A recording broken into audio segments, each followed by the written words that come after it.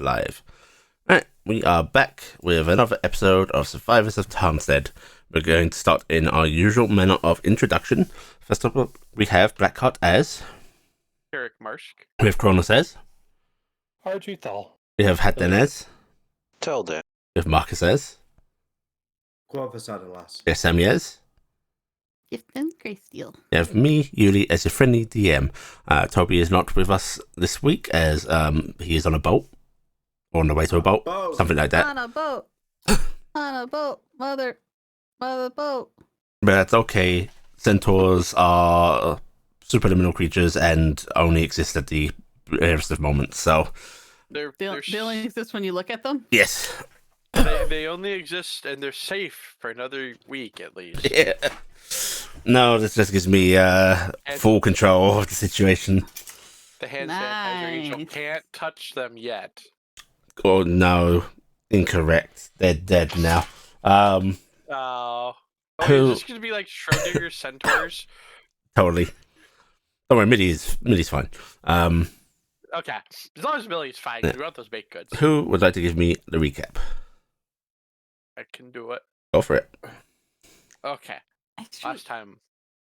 Yeah, what? Do you want to continue your No, streak? no, you go for it. Last time on Survivors of Tarnstead, Telde and Carrick stayed behind in Traveler, where the rest of the party went out with some of the tour guides to explore the city and show off to those who hadn't been here before like we had.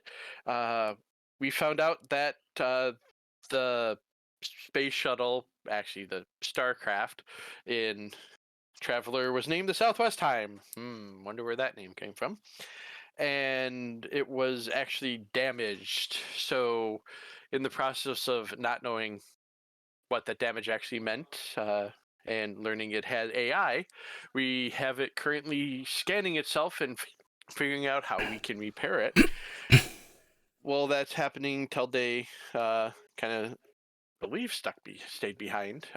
But I was called out by Gifton, who was in need of a calligrapher's kit to write a letter to Talon, I think it was.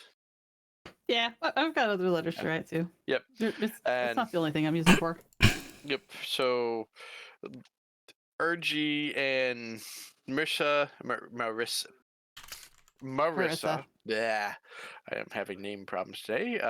On their little shopping and visiting around, found out that driders can be scary things for those who've never seen one before. And while RG and the kids are getting sized by the driders for clothes, Marissa had to excuse herself for having a slight panic attack. It wasn't racism. It's a little racism. It was a little racism. We're trying to pretend it wasn't, because, it's first time. Echo and Corvus were actually taking a tour to the Knolls because they wanted some mysticism, some astrology, and things like that. And their guide took them to a old Knoll lady that Corvus saw a lot of spirits around, and was it? No, it wasn't tarot cards. Blood reading, and went okay with Echo. Corvus was told never come back here again. They don't like you. And one of the spirits tried to hitch a ride on Corvus as they left. One of them liked him at least. Well, I don't still know what that's like. More of didn't want to let go sounded like what was happening there. And luckily, Corvus bid the Knoll mystic a warning and did not look at it or pay any attention to it. Unfortunately for Echo, she still didn't get her astrology. We're hoping maybe at nighttime. And the big problem came up with Cass and Millie as they were looking around town. Cass kept seeing a Maureen angel with a veil kind of stalking them from the corner of her eyes. And eventually, getting some ice cream, had said angel come into the store and had a panic radio call to the rest of us. I need backup, and eventually evacuation. And thanks to Gifton, our wonderful friend Lucifer went over to save our darling centaurs. He took them away to, and I'm going to apologize because I cannot pronounce the country.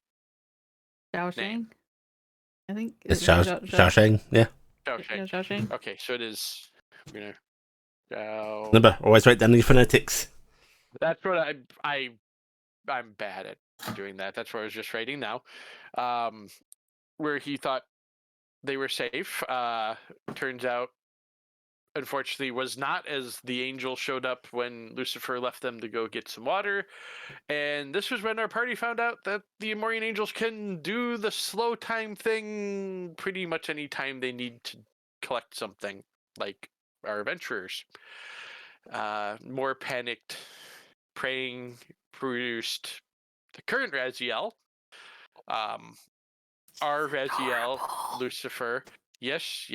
Well, to you, Raziel's always adorable. Yeah. So, but yes, the current Raziel is adorable, more adorable than usual. And Lucy and we were all brought by our Raziel to attempt to save Cass and Millie. Turns out, when we all got there, there was an angel we'd known, Puriel, who's just a watcher, but yet did quite a number on a prime. And we don't know why on that one yet, but she is out for vengeance for the Amorian angels that died in our last encounter about this time when we went back and the word Nephilim was used. Hopefully, we're going to have a little bit more protection now and not spread, unfortunately, too far apart. At this point, Gifton was able to get some assistance in getting a letter up through Turiel. Yeah, I did that. To Talon, trying to help get him on our side. We don't know at this point what has happened from there, but As far as I know, it's still in bureaucracy. Yep. And this happened over time because we were Yes. spending a lot of time in markets. And Yeah, stuff. there is. This basically happened over the course of a day. Yes. Eventually, right now, end. We have a little backup of. Oh, I didn't. Zabriel. Gabrielle, yes. That's Zabriel. pronounced correct. Tamari's Prime is here with us.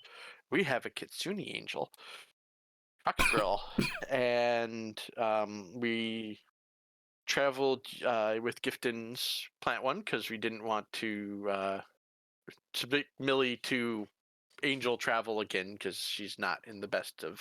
She's been throwing conditions. up, and she's fart. She's a 6 HP commoner. Yeah, we did heal her though. She's also was lathered in sweat and stuff like that. Yeah. She ran more than she could ever run. And we had headed back to the main city of the Empire Tulia. because it is Tulian Empire.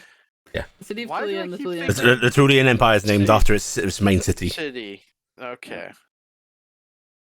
Listen, And this is 10,000 years in the past. People weren't as cool as we are in the future. it's fine. I didn't write down the name of the city because it wasn't a direct thing. There's this little known city in Barast called Barast. We just haven't found it yet. So what are you talking about? We're gonna start. Someone's gonna start it soon. That's how this kid's name. And I believe that's where we actually ended. Yep. Was arriving back in. I'm sorry, I think you Tulia. mean New Tulia. Tulia 2. Tulia 2. Tulia 2 Electric Boogaloo. Yeah. Hey, I said I could. Go ahead and take yourself a standard inspiration, please. Actually, you can have your heroic. Yay! Now I need to remember because I haven't drawn a card in a while. Top one is heroic. No, The bottom I is standard. just remember how officer. to actually do the draw. Yeah, I you did mouse over not- it and you hit draw. You mouse over it and it says draw. I did not get to use immediately. Okay. Right. I did it. But you traveling back to Tulia? You traveling Fire Tree? Are you? We traveled the 2A garden in town. That's right. So we're right, and then we're just. And I all had said kind it of was fairly walk- empty at this kind of It was time. fairly Yes. empty, and we're kind of just all walking along. You said the Yeah. lizard people didn't really notice Mhm. what was going on. We Yeah. kind of fell into line, Yeah. and I'm gonna say Raziel went off to go talk to Hea to tell her what was going on. Yeah. yes. I believe the angels had moved ahead because, of course, they can't really travel with you through that method. Yeah.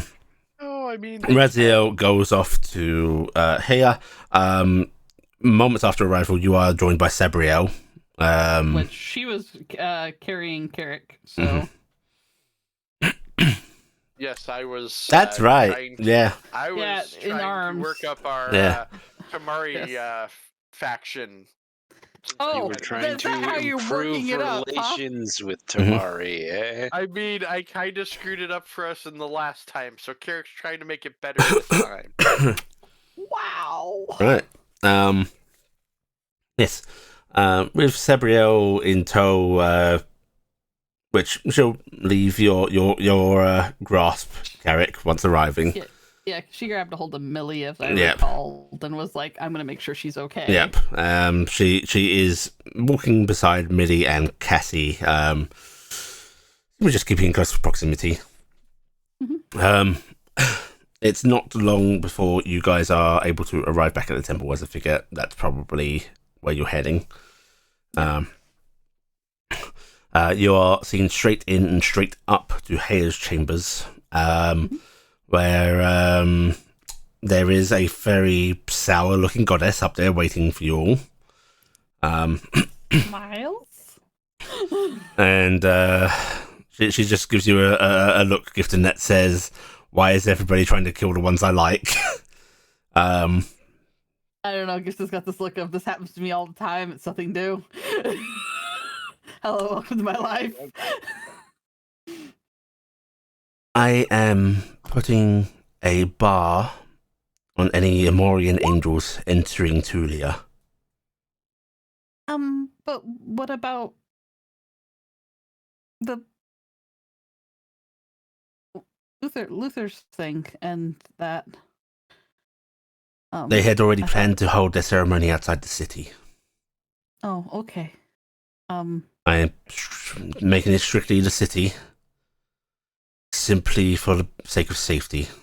May I ask for an allowance? May the Watcher Angel Yamiel still visit? It's harder for me to teleport individuals of a pantheon than to Understood. identify a type. All right, that's fine. If you wish, I can arrange for Yomiel to be able to arrive outside and be escorted in once the identity is confirmed.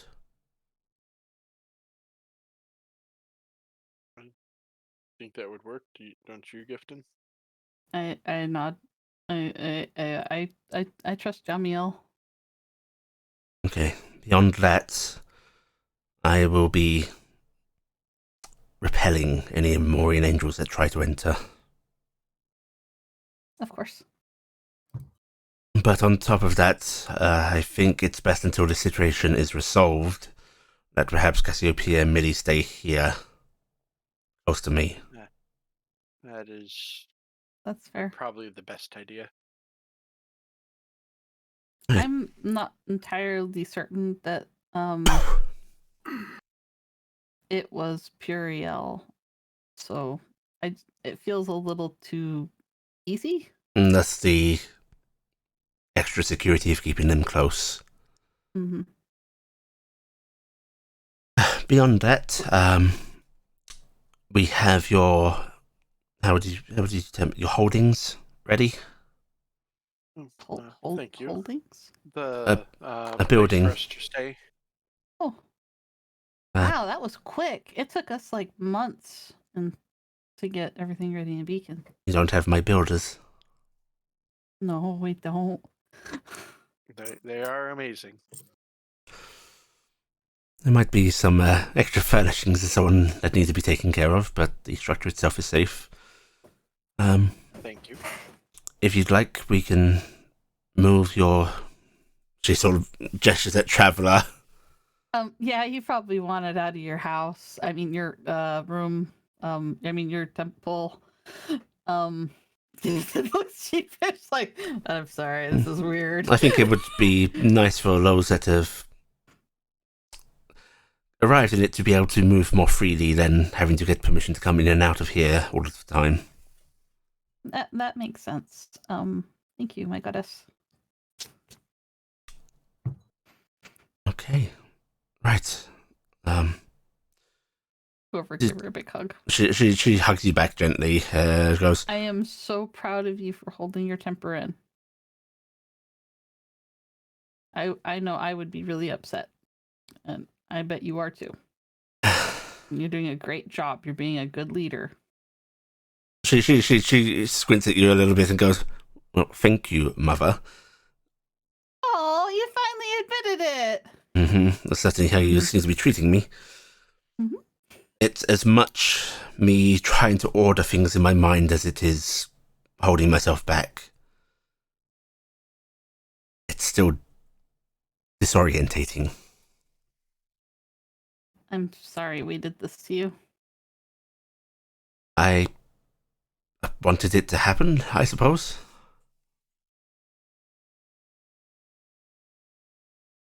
Well, I hope it doesn't hold you back from being happy.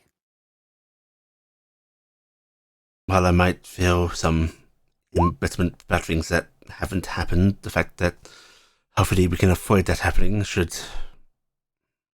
it'll all be better. Yep. Do It'll all be better. you want me to move your box, or... Can you do that? It might be better because I don't- it gets hung up on the sphinxes.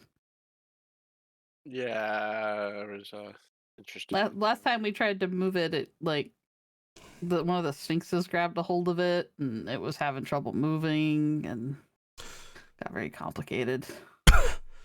you- That might have been because of us moving through time. We take it out of park, maybe. I don't know. Can you ask it if it is willing for me to move it? I don't Of course. want to step Oh. inside of it myself. All right, yeah, that would probably feel very weird. Yes. It's a very awesome tree. She just nods as if, like, I'll take your word for it. I will go and ask Traveler. Gonna hop on over there and wander inside. Because we left the doors open, if I remember Yes. correctly. Yes. Traveler, Yes. would you be okay if Heya moves you to our the new building that was built for us? We're worried about you getting caught up on the Sphinxes again if you try. Yes, that would be a wise move. I shall remove my point lock. She shall be able to move me. Okay, thank you very much. I will let her know. And Kirk's trying to back over. Traveler said they are removing their point lock that used to be able to move them now. I don't know what that means, but good. Okay. Yeah, that sounds great. Also, thank you, Lucy, for being so fast and smart and taking good care of our two centaurs. That was so wonderful of you. It's my failure that it got to that point to begin with. I beg forgiveness. Oh, you did great. No, I almost got them killed and got injured myself. Not so great. Yeah, but you did a very clever thing. You moved them away from a populated area in case there was a big fight. Yes, the mortal populace. That is what I was thinking of. Oh, see, I thought it was going to be easier for you to possibly see any assailants coming because there weren't a lot of things to distract you because it was such a big, nice, wide open area. That's more like it, yes. Engie. Yeah, very angy. But, Hopefully it's not one of the little lights or something making that noise. far be it for me to question why a prime would do that, but I saw lots of logical reasons for what you did. Many of them. And I shall not suffer such failure again. Don't you worry. No, I didn't think you failed. They're still alive, and so are you. Hmm. You're my hero. That's very sweet of you. Actually, Lucifer, if Gifton's idea was right, would you have been able to tell if it was someone pretending to be Puriel? Like if they were more than a watcher? I mean, we are able to see each other. If I knew the angel in particular, I would have been able to identify them. Did you know Puriel? Only by name. Okay. The, beyond Yomiao and a couple of others, the Amorians tend to keep to themselves. Mm-hmm. A lot. I mean, with the work they do, that kind of makes sense. Mm-hmm. Yeah, unfortunately. So I am going to, now that Zadriel and our kind goddess here are going to keep an eye on these two, I'm going to go up and do some further investigation of my own. All right. Well, Thank you. thank you again. We really appreciate. We know you're kind of a big deal. Mm. Thank you. Big deal or not, I am at your beck and call. Please call upon me if you need. And he does a very flourishing, dramatic bow, and then with a flap of the wings is gone. Raz just shakes their head a little bit. Oh, come on. He is pretty dashing. Insufferable is what he is.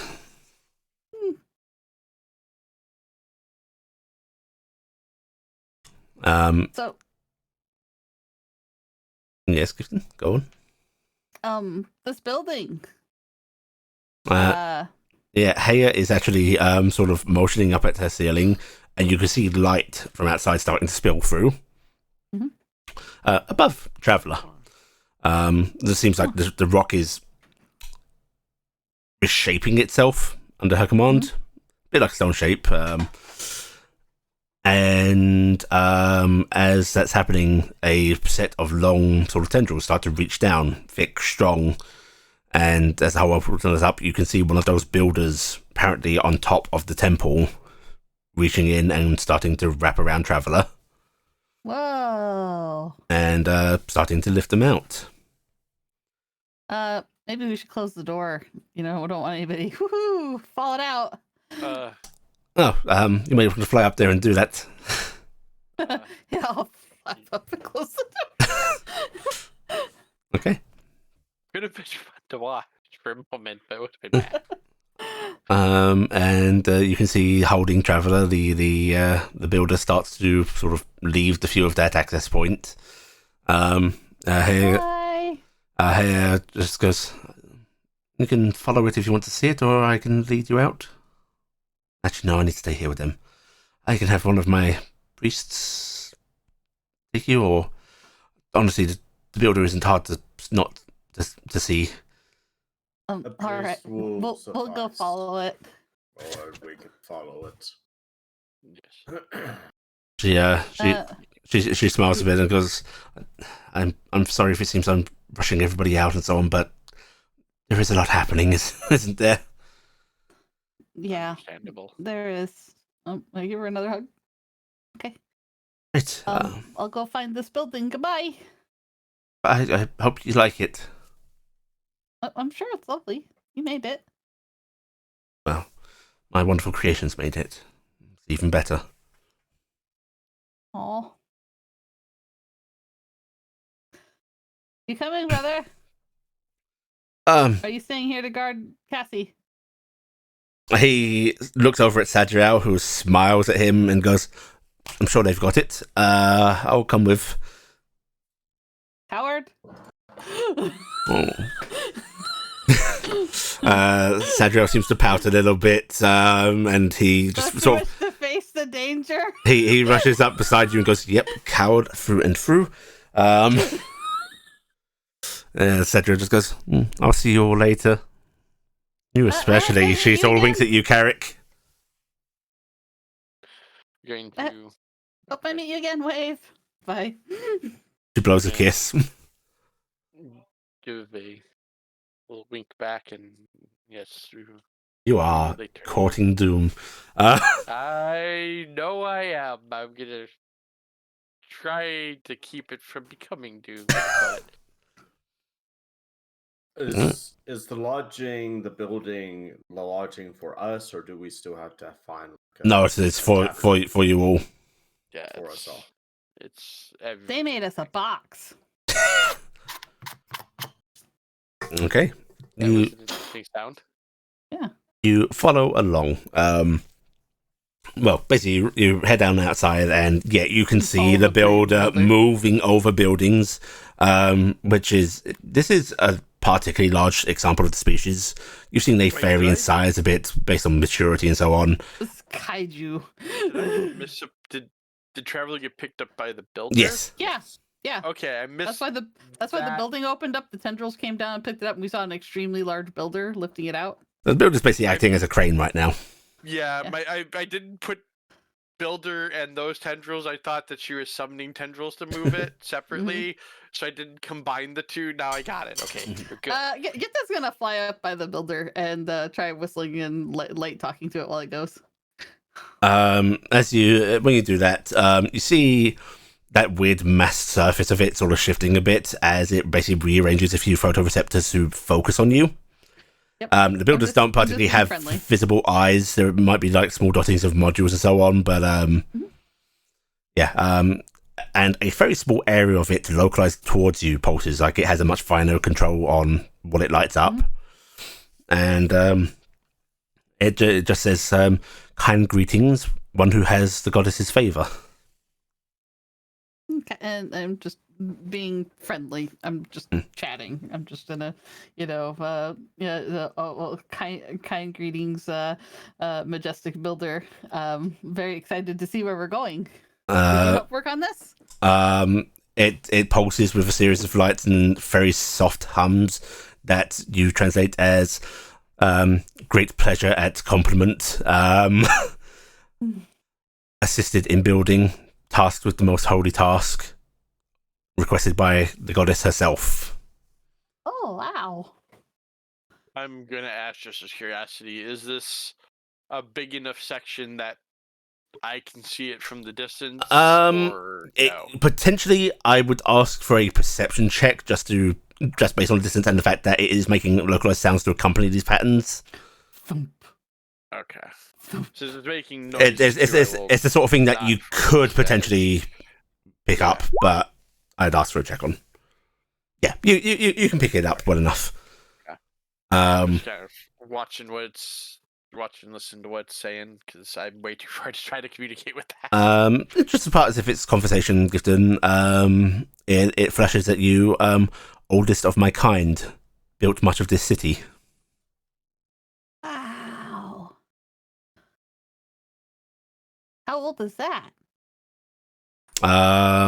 Okay, they handle numbers a little differently. Oh no. It's okay. I don't understand math, so this can just be something I don't understand the answer, and I'll accept it if you want it to be that way. God.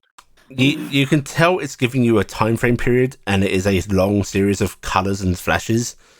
I'll ask for an insight check to see, actually a straight intelligence check.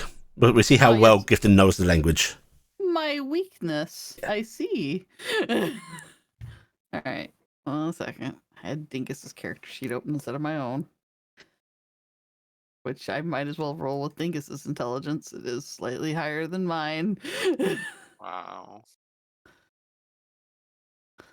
Before we depart the temple, can Corvus acquire No. some religious reagents? Depends what you're after. Components? Okay. But what are you after? Potentially diamond dust and herbs, oils, and incense worth 1,000 gold. That's a lot. If you're willing to pay, yes. As you are seen kindly, is this when you say diamond and herbs and so on? Is this a grab bag of all of those things valued at 1,000 gold, or is this separate items? Two separate. Right. So so it's a diamond and then the bunch of herbs. Yeah. Right. What's the value of the diamond you need? Diamond. Let me pull it up here. Just a second. 100. 100 gold. Mhm. Right. You get that by paying 100 gold, and then you can get your 1,000 gold pieces worth of reagents and so on at the value of 600 gold. Oh, sweet. Okay. And these are the sort of the gold bullion that we have, the unmarked coins. Yes. Yes. Okay. Okay. Right. Yes. Carrick, you can see these as well if you want to do a check to see if you can discern what its age is. Straight int. Straight int. Yeah. Yeah, sure. You're not sure on like the exact specificity. Once it starts breaking, like it's not counting periods of time you are. It is using its own definitions. But you think it's roughly 700 to 800 years old. Carrick's just gonna kind of, that whistle of like that's impressive Mhm. because I guess because It's entering into draconic lengths of lifespan. Yeah, Carrick's just gonna do that whistle of that's a while. And it then flashes curiosity. May I inquire? Yeah, sure. What's the inquiry? How have you courted the goddess's favour and kindness? Oh, this is complicated. It just asked like, what's the word I'm thinking of? Type of question. Loaded question there. I helped her when something that didn't happen that was bad to her happened, but it won't anymore because we made sure it won't. But there was something bad that would have happened to her, and we stopped it. There is a tone of annoyance and just a flashing that is translated as Sphinx business. Yeah, it's Sphinx stuff, but even the builders know. Something bad happened, and I was one of the people that helped her break out of an imprisonment that happened to her. It flashes nonsensical patterns of time. Do not need the story, but thank you for helping her. And then she gave me a family, and that was wonderful. And I love my family. And she came and was there when they were born. Flashes of family, most precious thing. Auspicious, gracious, wonderful. That goddess was there. Yes, very lucky. God. She is like family. With these changes, that building has to be alive. Then flashes, have many family myself, all across the land. All come from me. All come from you? Wow. We brought us one builder with us that is from later that hasn't happened yet. Sphinx nonsense. The Sphinx business. They're gonna have a hard adjustment. Yeah, Granddaddy? you get that flash of Sphinx nonsense, displeasure, still family, will love. Yeah, yes. Oh, it's funny that even they are just like the time travels. We all understand what's going on. Is it causing a lot of trouble that we're here? I hope it isn't. Sphinx nonsense, don't care. It flashes unaware of Sphinx business. However, much conversation amongst our kind, and beyond our kind, the subkind. Those that talk with light and music. Curiosity.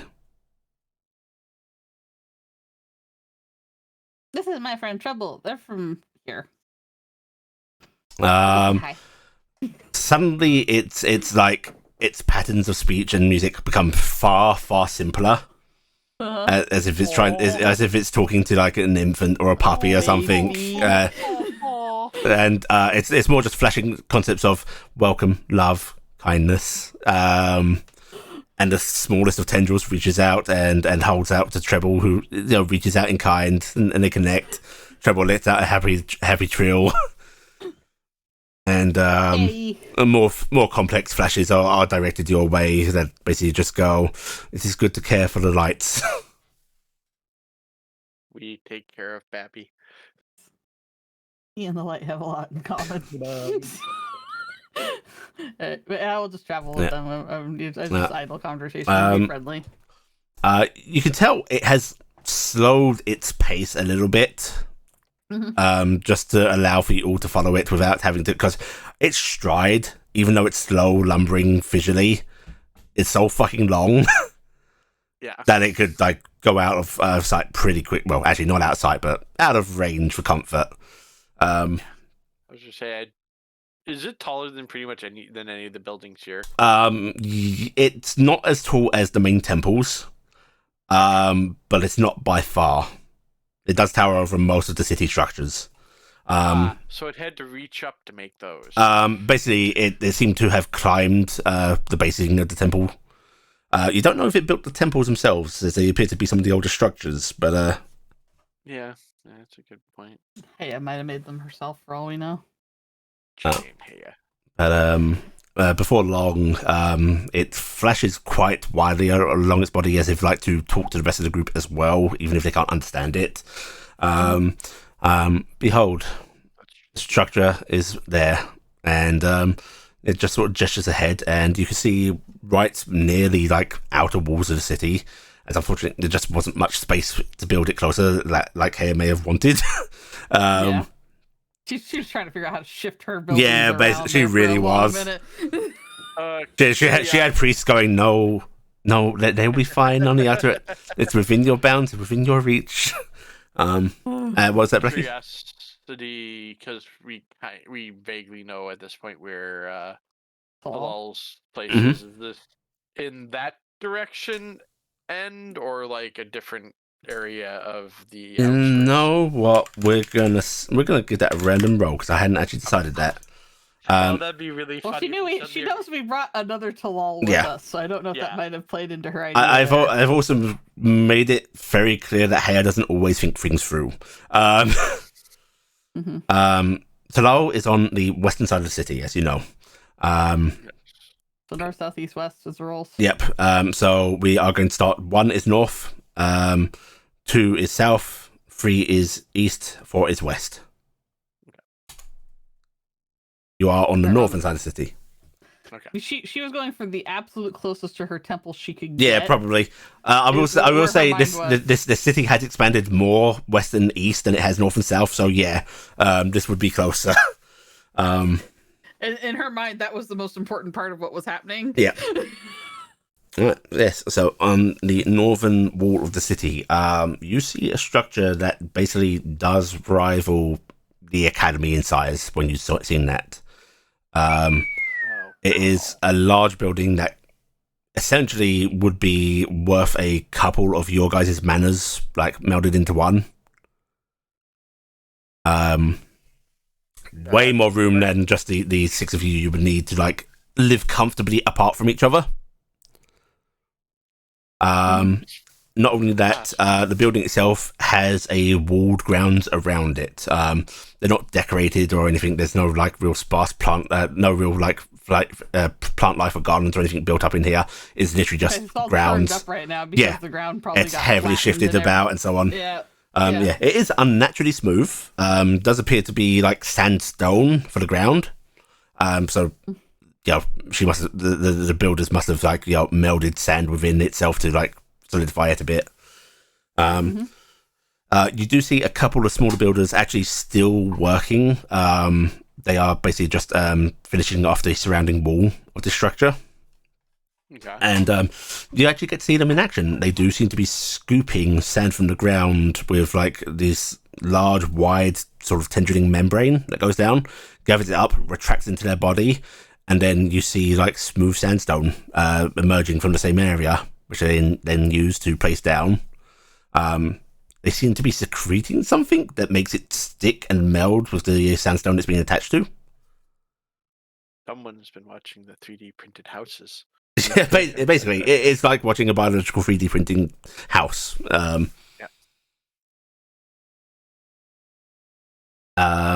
Yeah, so it looks like sandstone. You've touched enough 2D buildings to know it's tougher than actual sandstone. So there must be something these creatures do to treat it or change its composition. But it has that appearance. We don't ask what they add to it. Wow, this is magnificent. Builder flashes. Words please me. Where would you like your box? In the courtyard. Okay. It places the traveler down into the courtyard, which you see traveler's appearance actually shifting. For a moment, you see like sort of bare metal, like cylindrical silver, maybe the closest to traveler's actual appearance. Before it takes on the appearance of just a stone block, because that's what's surrounding it right now. And the builder sort of seems to show some mirth in its colours and goes, mimicry. Yep, it's a sneaky box. Ninja box. Well, thank you so much. I can't wait to check this place out. It was nice to meet you. My name's Gifton. Much pleasure. And then it will give you its name, which doesn't really have a translation. It is just lights and tones. Just write lights and tones that I can repeat at some point. Yep, got it. Carrick's going to also thank the builder using lights and sound, because he can do that now too. Yep. Yay! Okay. I'll rejoin the party. Yeah, it does a sort of wiggling of tendrils from its lower body towards the rest of the party, which is probably its simplified form of greeting and farewells for those that don't understand it. It's literally like an upside down flailing arm, flailing tube man is what. Yeah, essentially. And then it starts to lumber away towards another project. Now that you are like on this edge of the city, you can actually see builders like sort of skirting along the walls in the distance. Apparently working on expanding the city. Yeah, because now this has to happen. Now that we're doing things in the north side, it's gotta have to make the city bigger now. You know, Gifton, I wonder if now that this has happened, if our Talal will suddenly remember this building being here. Well, I'm certain once you go through the box, they will. Well, yes. Assuming that he comes this way and sees us, and yes, he would. If you mean the Talal we have with us right now, then I don't think he will.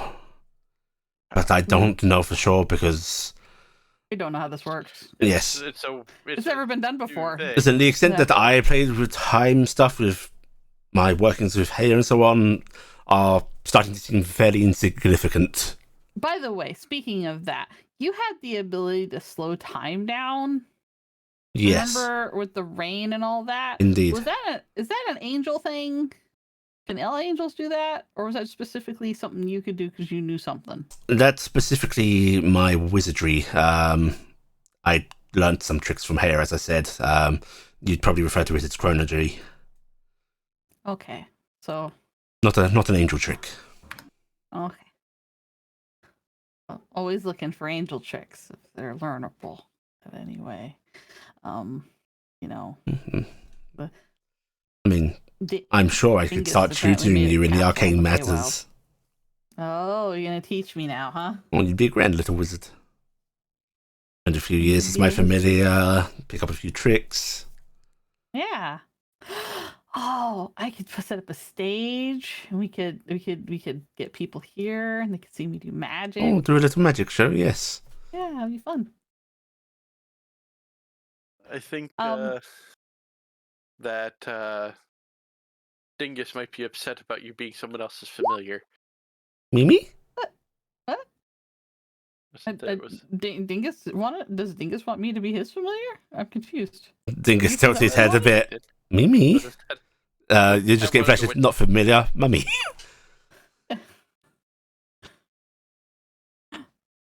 I think you stopped being my familiar a long time No, ago. the other way around. That makes her very I thought familiar. you were.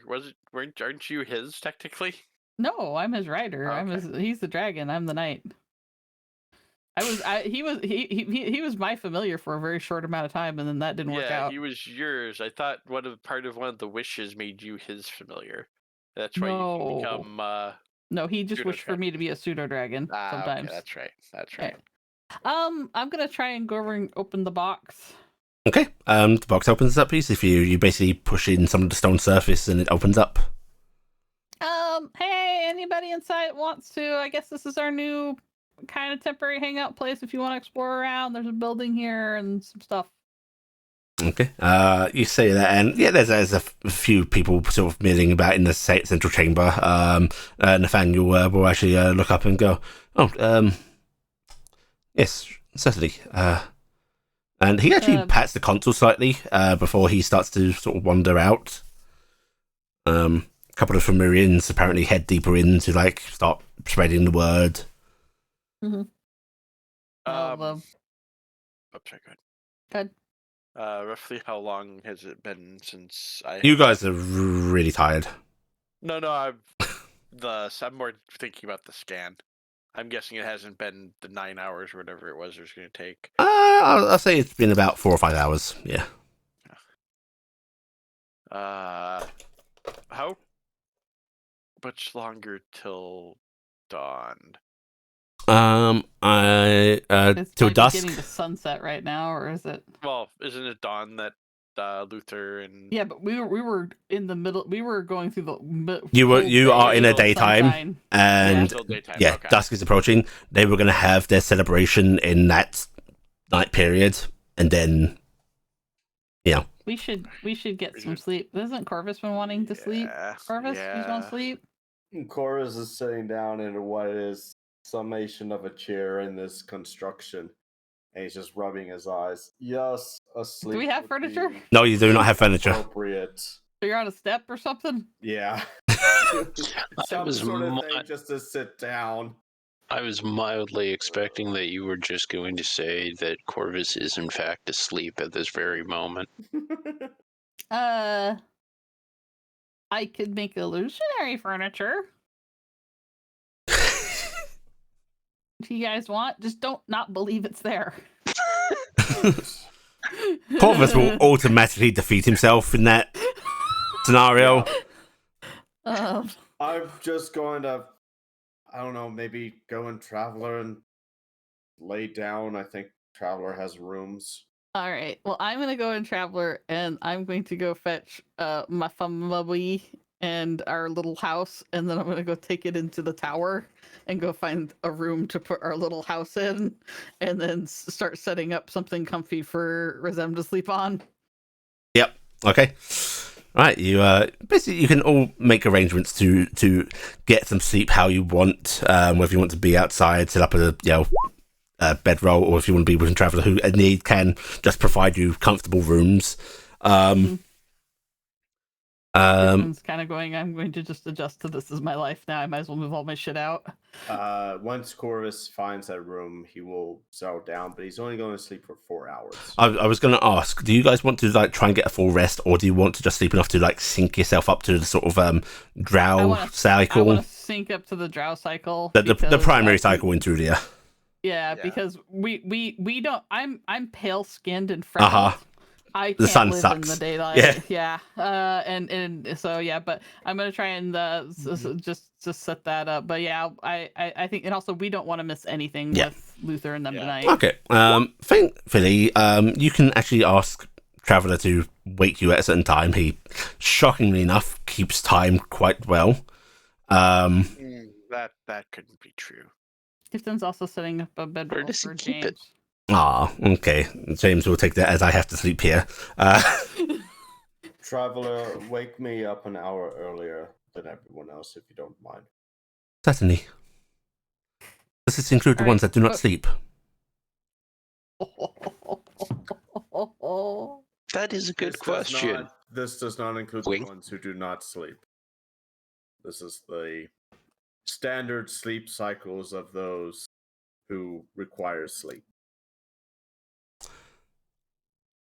This may be an impossible task, or I do not know when they will awaken. Traveler, could you wake up Corvus in time that he could be just awake like an during hour before the everyone drow else. daytime on this continent? Yes. An hour before the usual drow waking. Yes. Correct. Thank You you. want this to be the current time period's average waking hour? Yes. Yes. Certainly. Thank you. Thank you, Traveler. Traveler, I'm going to be sleeping outside, so I'll see you later. Bye. Goodbye. Traveler, are you able to wake one without waking others in the same room? I should be able to do that. I think I'm going to go and sleep over by the shuttle in case the scan gets done early. Can you wake me up at the drow wake up time for the current time, please? Certainly. Thank you. And Carrick's gonna go and pull his bedroll out and just lay out in that room and take a little rest. Gifton is making the greatest monstrosity known to mankind. Because I have like a couple of these bags of holding that I've filled up with a bunch of crap, including a whole bunch of cloth that I've bought. So I'm taking the rolls out and I'm trying to make a mattress out of a bunch of extra fabric by just layering it down to give some cushion from the hard floor. Telde, Yes. do you wish for me to set you up a charging bay? I have not used one. There seems to be a I moment where simply- Traveller's processing. Forgive me. Your history is long and varied between timelines. Hooray! I do not believe you or your kind have been fitted with such additions yet. My mistake. That is intriguing. I should like to learn more. I can provide you reading material if you wish, as I believe your cycle of rest is shorter than the others.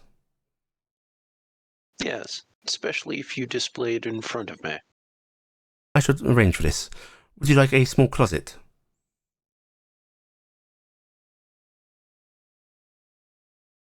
No, it may be best if I am near the front, where others may be traveling, just in case it is necessary to be informed. In that case, And if to you would keep an please idea of who face leaves. a wall, I shall display information for you. Nods, turns, goes and stares at the wall. Okay, the wall will light up with a panel which will start reading up some stuff for you.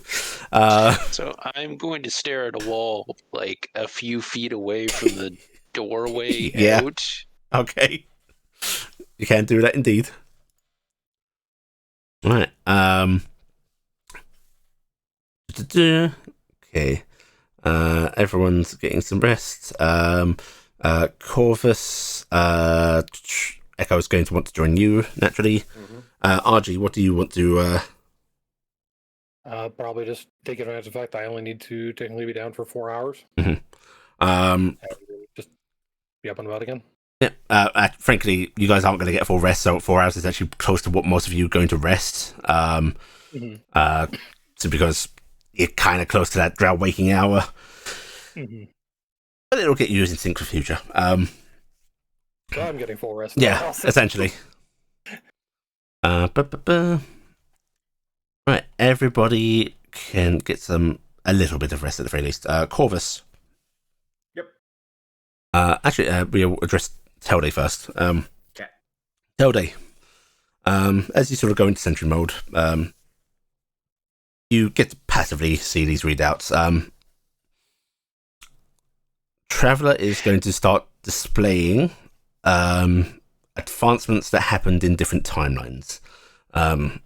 It tries to provide an explanation of, like, you know, the cause in this timeline, why it halted in this, switching to this timeline to show parallels and so on.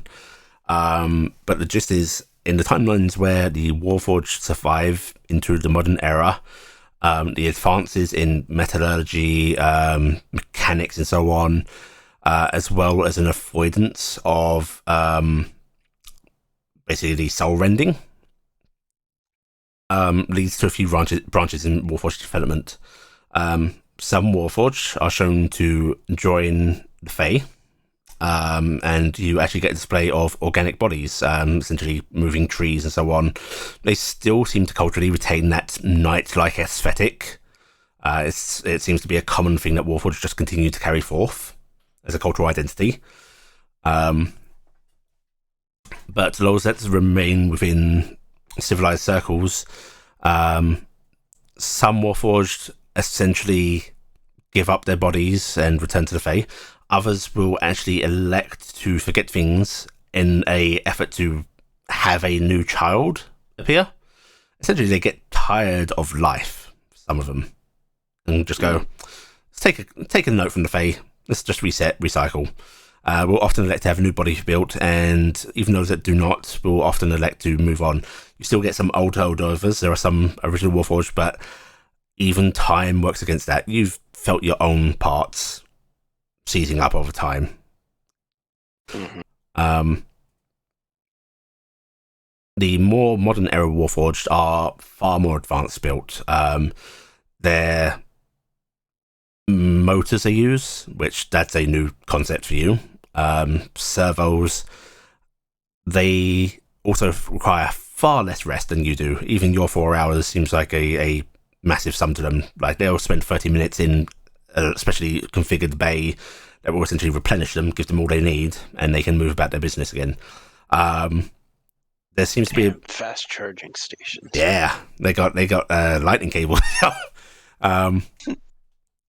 There seems to be a moment of hesitance on the readouts that Traveller gives you, but it decided to show you anyway. This led to some conflicts. Basically, other races feeling threatened because the Warforged could essentially work on a 24-hour cycle, could move faster, think faster, and were just basically, mortal plus. This led to quite a few conflicts and quite a few timelines. Oh man, you heard about my rebranding of the Warforged to Mortal Plus. Hell yeah. Yes, you basically pick up a little bit of history. It seems Warforged culture does branch out, not in all of the timelines. Sometimes it remains quite solid along one line. Other times, you'll get 5 different branches within the same timeline. But it does at least show that Warforged are capable of changing and choosing their own paths. You do even see there was a case where basically they offered, hey, any Fae that want to try a mortal lifestyle, here is a far more kind and peaceful method to essentially grant you a mortal form. Unfortunately, given the way this mode works, Mhm. I'm not actually Retaining much of this. Well, I'm getting at least bits and pieces of it, but basically, it's not like I'm interacting. Yeah. I'm not choosing. I can't go hey, look further at this. Yeah, you can't direct what's being shown to you. At a wall. You're basically just being given a bunch of trivia. Yeah. But yeah. So some of it may be, okay, I should look into that. Yeah. That's an idea. Yeah. Yeah. But yeah, you will see that apparently there was a method that essentially was a less harmful version of the iron cage. It didn't rend the Fae apart to do this, but still allowed that transference. Unfortunately, Traveller does not go further into that. I'll have to deal with that later. Okay, Corvus. Yep. After 3 hours of rest, where did you bunk up? Well, I bunked up in Traveler. Did you want to have a separate room, or did you want to be sort of in the main console area? What do you want? Room. Okay. You're in a separate room with Traveller, and as it's trying not to wake Echo. Mm-hmm. What's your passive perception? 30. 30. So I'm going to say Corvus is actually awoken by the methods that start to begin to wake him up. Corvus, something wakes you up. The sound of a slot opening. And as your eyes begin to creep open, you see there is a hatch on the ceiling of this room that Traveler's made for you. And the next thing you know, there is water pouring from this hatch. About a bucket's worth that splashes down upon you. This is the best day ever.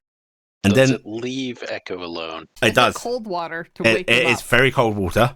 It is deliberately kept away from Echo, and then there are bright lights shined like directly at your face.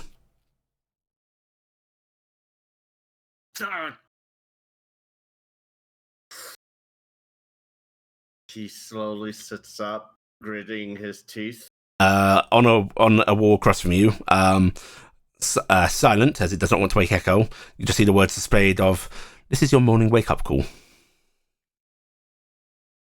With a clenched smile, he turns to the display. Thank you. You see displayed on the display, SHHH.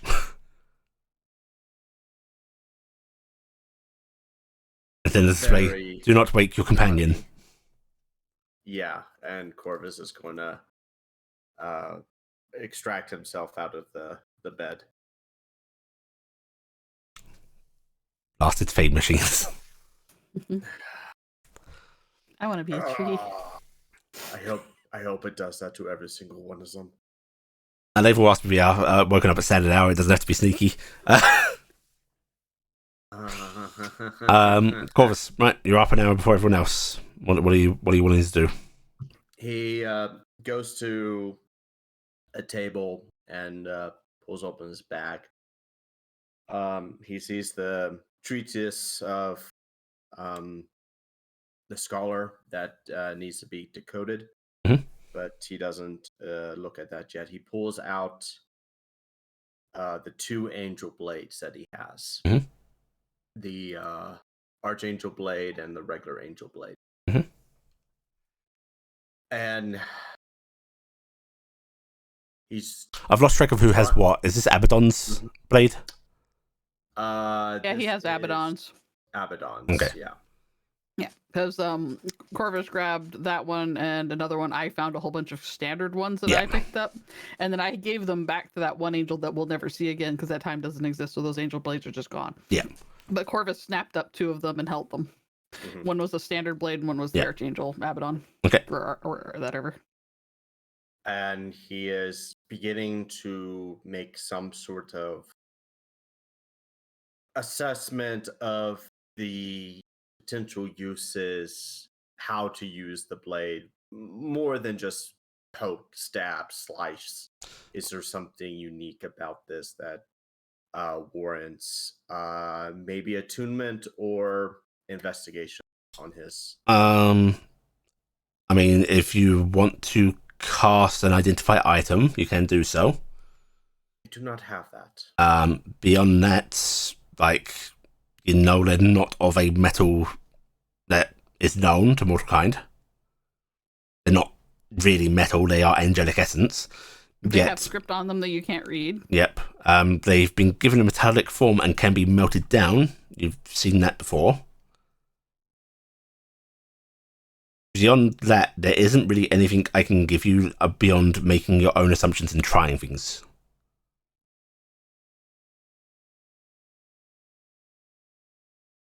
If there's anything you actively want to try to do with them, you can do so. Nothing. I don't think there's anything in particular that. You can try to attune to one. Yeah. But you know how to attune to magical items. Are you at your max attunement or? No, I'm not. Okay. What do you currently have attuned?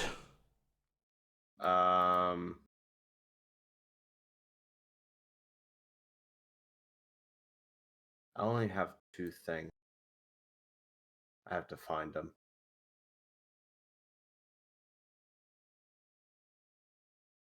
Okay, right. I have the amethyst stone. And well, that's not attunement. I think the plague doctor mask. Okay, and that's it. You sure? Yeah. Right. Okay, yeah. In that case, you know how to attune to an item. Do you want to spend, is it half an hour or an hour? It's an hour. It's an hour. Hour. Do you want to spend the hour before everyone wakes up trying to attune to one of these?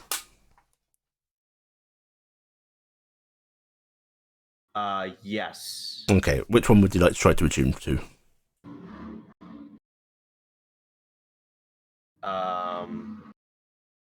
I'm guessing the Archangel Blade would be his primary focus. Okay. You will try to. So basically, you're going to sit there for a while, holding this Archangel Blade. And he is going with the talk of the script. He is going to like do a relief sketch of the script. So he's going to like draw the blades. If there's like different scripts on different sides of the blade, he's going to transpose that. It is only on one side of the blade, but you can basically do a chalk rubbing or write it down, whatever you want to do. Yeah, he will do that in his book of madness. Okay. All right, so you can spend an hour doing that. Which is funny because you have people who could translate it for you. I know. At the end of the hour, Corvus, you feel nothing. There's no sense of joining with this item.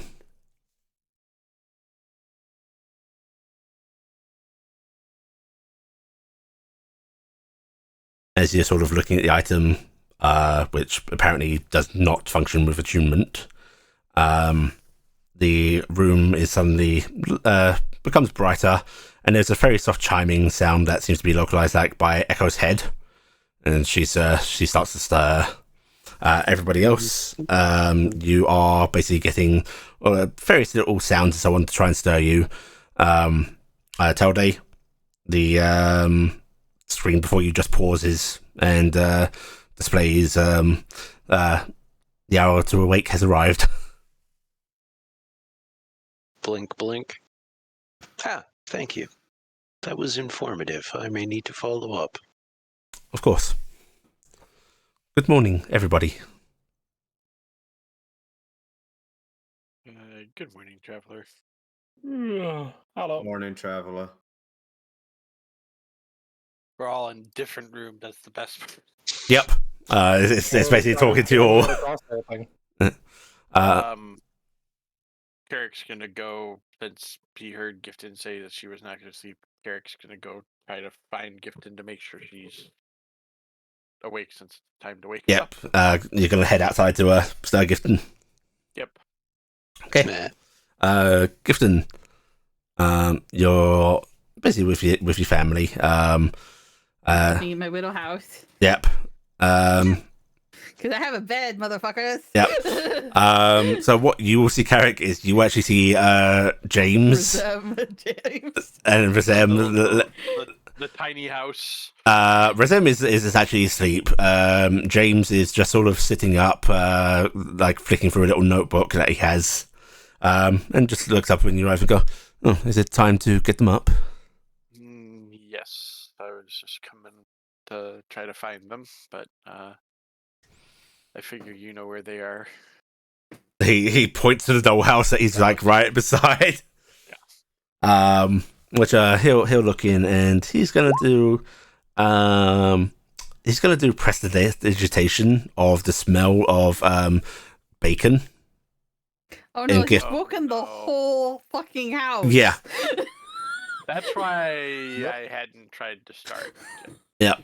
And Gifton, you know, this does stir you a little bit, but what stirs you more is the guys of Mom, bacon, and starting to be swarmed, and all the little voices from the house all of a sudden, bacon. I'll be honest, at that range, there's probably also a mind talk because I'm pretty sure Dingus. Yeah, there's the excited pseudo dragon as well. Oh no, there's more than one excited pseudo dragon. There's 14 of them. You've got all of them. Okay. 14 of them there. This has become chaos. He has immediate regret on his face. Also joy. Yeah. Which he does look amused. Corvus was going to go to the Gifton area. He turns heel and goes. You start walking outside, see this little dollhouse starting to shift. and rock no, because of I'm- pseudo dragons. They're not. Go No, ahead, I was gonna say, they're not going to be inside. They're not. They're not. No, in they're there. trying to get in. They're trying to Yeah, get yeah, in. oh, 'cause that's the God. bacon They're side. landing on it, peering up windows. Bacon. Tongues flicking down chimneys. Resem's just Oh waking my up, going, God, "What why does on?" it smell like bacon? Carrick, you better prepare some bacon. You just probably do that so you're not about to get in trouble. Get in trouble. Me? I didn't do anything. Right. I'm just gonna look out a window. Who made bacon? Nobody. You're imagining it. Oh, bacon! Bacon. All the dangers. No, sweeties. Okay, I'm gonna cast catnap about 6 times. 1 second. Well done. No! You're traumatizing your kids. Goodbye, children. No, it only lasts for 10 minutes. That's not gonna Also, help. they gotta be willing. No, damn it. No, my bacon. Yeah. I'm sorry, sweetie. You're gonna have to figure this out. You're just throwing pocket sand at all your kids. I mean, it's getting better. I'm pretty sure she's casting it at like 9th level. just What so she parent can get all hasn't of them. wanted to do that at I some mean, point? what great power I could wield. Yes. It's- Resem sort of rubbing her eyes a bit and going, "Okay, let's. I'll go find us something to eat." All right, thank you, sweetie. Go Is pull it my- bacon? Bacon. All right, I love you, kids. Mommy's gotta go for now. No bacon. No, they're gonna get you bacon. It's No, bring okay. bacon. I'll try to bring some bacon. Yeah. Maybe if you pray to Big Sister Heya, bacon will come. Okay, that's a lot of children now huddling, and Oh, no. There's no way she's not getting that. Coffin is there's clapping, that there's will like come. 12 different varieties of prayer being directed Haya's way, and then like at various different beats and times, they start to hear from the little house. You taught them very Gifted well. is pulling her boots on as she's coming out the door and just going, it's okay. In fact, you it's know okay. what's going to I'm teaching them- happen I'm when teaching you them to emerge worship." from the door. Yeah. You're going to see over the compound's walls coming on the clock-like creatures. Mm-hmm. It's flashing colors that represent both mirth and annoyance. It's an emergency bacon. No, it's you think this translates to like incredulity, you know, and it just sort of comes over to you and Razem and Raziel and Carrick, and just starts to like gesture as if follow. I'm not even putting my ring on because I'm still coming out of my damn house. I'm just Raziel's following. picking you up. Okay. And it's not the just it's not the climb onto my hand pick up. It is a hand wrap around you pick up.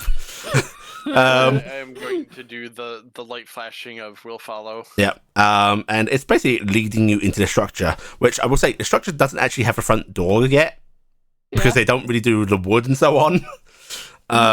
But it leads you in. Seems to its body moves about as if it's trying to figure out its own direction in here, and then it leads into a large area that you would assume is the kitchen. Like there's areas that you could easily fit in this area's kitchen equipment. And then it shows you a gap in the wall that seems to have arcane sort of room working on it, and it sort of flashes at that. Gonna make a real quick Arcana check on that. I'm gonna flash at it. What's in the wall? So Carrick, you will recognize this as being very similar, although seemingly a lot more complex roomwork as the food dispensers in the food hall structures. My God, our house has a replicator. It's and Gifton, you will get the reply of nourishment. It's How does it Like- work? I actually have seen them work because I went to one, if I remember correctly. You did. Why is so it I'm up so going high to- on the I'm wall? going to Who put? try the What, same how are thing you I supposed to? watched. How are you supposed to get happen. food out of that? I'm going to try the same thing I saw happen because out of character, the player doesn't remember because it's been quite a while. But Essentially, there is a place to put your hand. right. Little runic hand. circle. What is Carrick wanting? Bacon. You want bacon? I'm gonna baking because I'm gonna keep the children that are screaming in Okay. the part of the You plate of bacon, please. Yep. if you get a big plate of bacon, all right, Yep. a big bacon, enough to feed the whole family, including the pseudo dragons. a large That's a lot of plate of bacon is going to form. Or actually, a large pile of bacon is not going to form. There is no plate beneath it. Hmm. And Right. then the creature sort of flashes like, no, wrong. It's been a while. I'm going to reimagine a plate. No, a pile it- of plates appear on top of your bacon. It does not make a plate. That's right. Crap. I'm gonna dig in my bag because I have at least a mess kit. We're gonna pick up the bacon other than the floor touching bacon. It's not a floor. It's a raised stone. Gap in the wall. It's on the stove. Yeah. Round.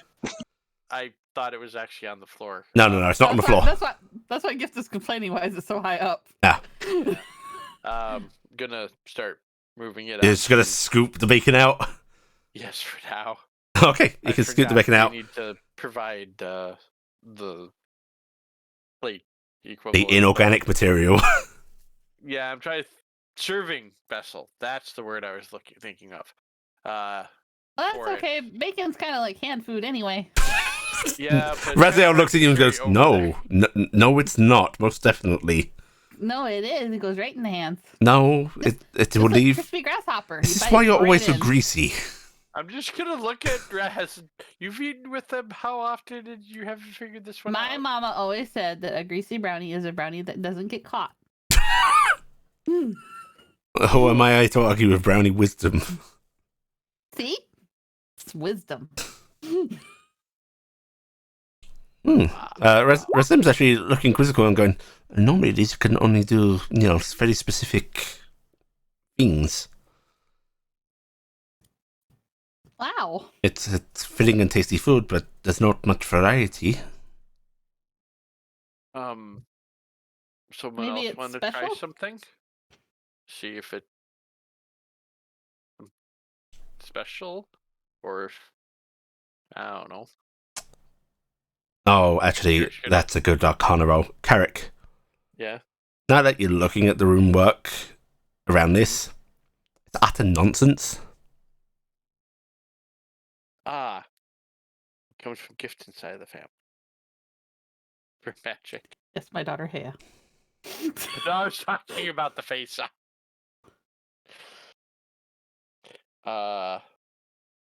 I didn't really look at how it was directly made last time. Doesn't Raziel, can you make heads or tails about that rune work? Because Raziel comes in to look at it, sort of starts looking it up and down, and then he just sort of quirks an eyebrow and goes, well, it's not actually rune work. Very pretty. it is really pretty. Sense to me. I Maybe mean- I'll make something from Zhaozhen. Okay. Raziel Hand will him another dish out of my. We have a dish Yeah. out of somebody's bag. Yeah. Raziel will take the dish and basically put it in there and then place his hand in the same spot before stopping and and he is actually going to take out a little knife and he's just going to scratch a little bit of that rune work, which would be enough to disrupt it working. Then he'll put his hand on the stone, think for a second, and a little set of steamed dumplings appear on the plate. Wow. Are those cookies? Yes, the cookies. Would you like to try one? I like cookies. This is about to be an explosion. Ah, it's hot! It's hot. There's meat, and then there is spice. Mmm. It's got extra for all over it. It's really big. It'd help if you were larger. You're supposed to really put the entire thing in your mouth. Okay, I'm gonna drop. He doesn't have a pocket anymore. Probably, he's probably wearing robes like a regular angel now, isn't he? No, he's still wearing. He's not wearing a uniform. He's just wearing casual sort of Baratheon men's clothes. Sorry, I'll just tuck it into the neck of his shirt really quick, and then I'm gonna hop off. Thank you. I'll have to pick it back up and start eating. Yes, I well, ain't proud. I would guess that this is in fact a divine blessing rather than arcana. What it appears. Oh! Yeah, makes more sense. Hey, it's preventing people from having to do with my cooking. She truly is the kindest of gods. Ow! He smiles at you, Gifton. Ow! It's, Never gonna get better. it's okay. I know you try. But you also know I fail. Okay. I never had any complaints about Gifton's cooking. Oh my You God, hadn't. she tried. All right, let's get this bacon into the catch. I'm just gonna take the plate from Carrick and go set it down Aren't as an you tiny? offering. No, I hopped down. I just did a whole thing where I hopped down. I put on my ring and then Oh, took you the just did it. dumpling. Okay. Yeah, I did that. Yeah, because I'm eating dumpling. All right, I'm gonna go put that out. There's an offering. Good luck, kids. There's bacon. Okay, there is a mass of pseudo dragons and children. Essentially, Having a fight, tug of war fight with bacon. some of them have a tug of war fight. Others, it's a little gross as you see like a pseudo dragon take a chomp of the bacon and then one of the paired kid taking a bite from the same spot. Gifton has no. Yeah, phase of this, Gifton but does she not. The same thing. Yeah. Her and Dingus are doing the same thing. Mhm. She's sharing dumpling and bacon with him right now. Yeah. Razim's actually going to sort of go up and she seems to get some sort of bread wrap that seems to have like just this sort of red stuffed, might be a little bit meat in there, but looks like sort of red paste stuffed within this wrap. And she seems pretty happy. Razil just That goes, should make mealtime a little easy. You just have to do dishes, I guess. yes, well, sometimes cooking's fun, right? Yeah. Yeah. He shakes his head a bit and I'll go make sure the others aren't just staying in the box. All right. I'm gonna try one of those, and if that's okay, putting out the dumplings. But certainly, I apparently don't need to eat again. Thank you. And Carrick's gonna eat a dumpling. Everything is hand food if you don't have silverware. He apparently doesn't need to eat again, but he will take a dumpling with him. And he's going to make his way to the... I almost said Fardo. Okay, Traveler's going to become a Fardo at some point. I mean, Why doesn't it turn into a Vardo in our courtyard? Because it would make sense for something to be parked there. Someone maybe suggest that to it. It might. Yeah. What's a Vardo? The door of Traveler is opened up, and Razio heads in and goes, Telde. Yes, I'm standing directly beside you. Why? Never mind. They're all gathered in the mansion structure house. I don't know what you'd really call it. They have a magic food making wall. Not the greatest information for you, I know. Where's Argy? Traveler, I believe that Raziel is looking for Argy. Argy is just over here. And basically, Razia will be led to Argy, which Argy, you've gotten up with. You're going to leave Marissa to sleep a bit more. Yeah. Let her adjust to the cycle a bit more slowly. Yeah. Traveler actually woke you. A bit more of a swing back and forth. Yeah, Traveler sort of nudged you a lot more gently. You just got a few flashing lights. It did not try to prank you like it did Corvus. But you see sort of There's babies in your room, so there was kindness. Yeah, Razio actually pokes his head in and sort of nods. We found a magic food producing wall in the new structure. If you are hungry. Argy will just kind of look for a second, consider, and go, I'm not, but the kids probably are. Kids look like they're fast asleep. I mean, Aren't your kids like 2 months old? How are they gonna eat crazy foods? I mean, like, order something from the wall for them to have, type thing. Do you want me to go ask Nathaniel, maybe. To, Yeah, it might be a good move. actually, Traveller, would you be so kind as to inform Marissa when she awakens about the food wall? Of course. Now the question of describing something as a food wall has become a problem. Yeah, in fact, you know what? He's going to take out his notebook and he's going to start writing down instructions. And then he'll just tear that page out. I wonder if you Alright, could just get take it. tea from it. Sit it. I'm assuming RG just took Oh, Grey Hot. like Put it near Marissa. Yeah, Yeah. give Marissa and just she figured out something to make some Marissa sleeping comfortably, even if she was just Yeah. sitting up against the wall. And Reza will just nod to you and start heading back out. As you, if you want to head out there, that is. Yeah, RG will just make sure the kids are down and comfortable, and then Yeah. They are sleeping head out very peacefully. quietly. Tell you want to head out? Or do you want to? Please keep that information reserved. I will have to follow up on that. If you have any inquiries, I'm more than happy to answer them. Unfortunately, later. Of course. Yes, I will head out. Okay. All right. Everyone can gather in this new building.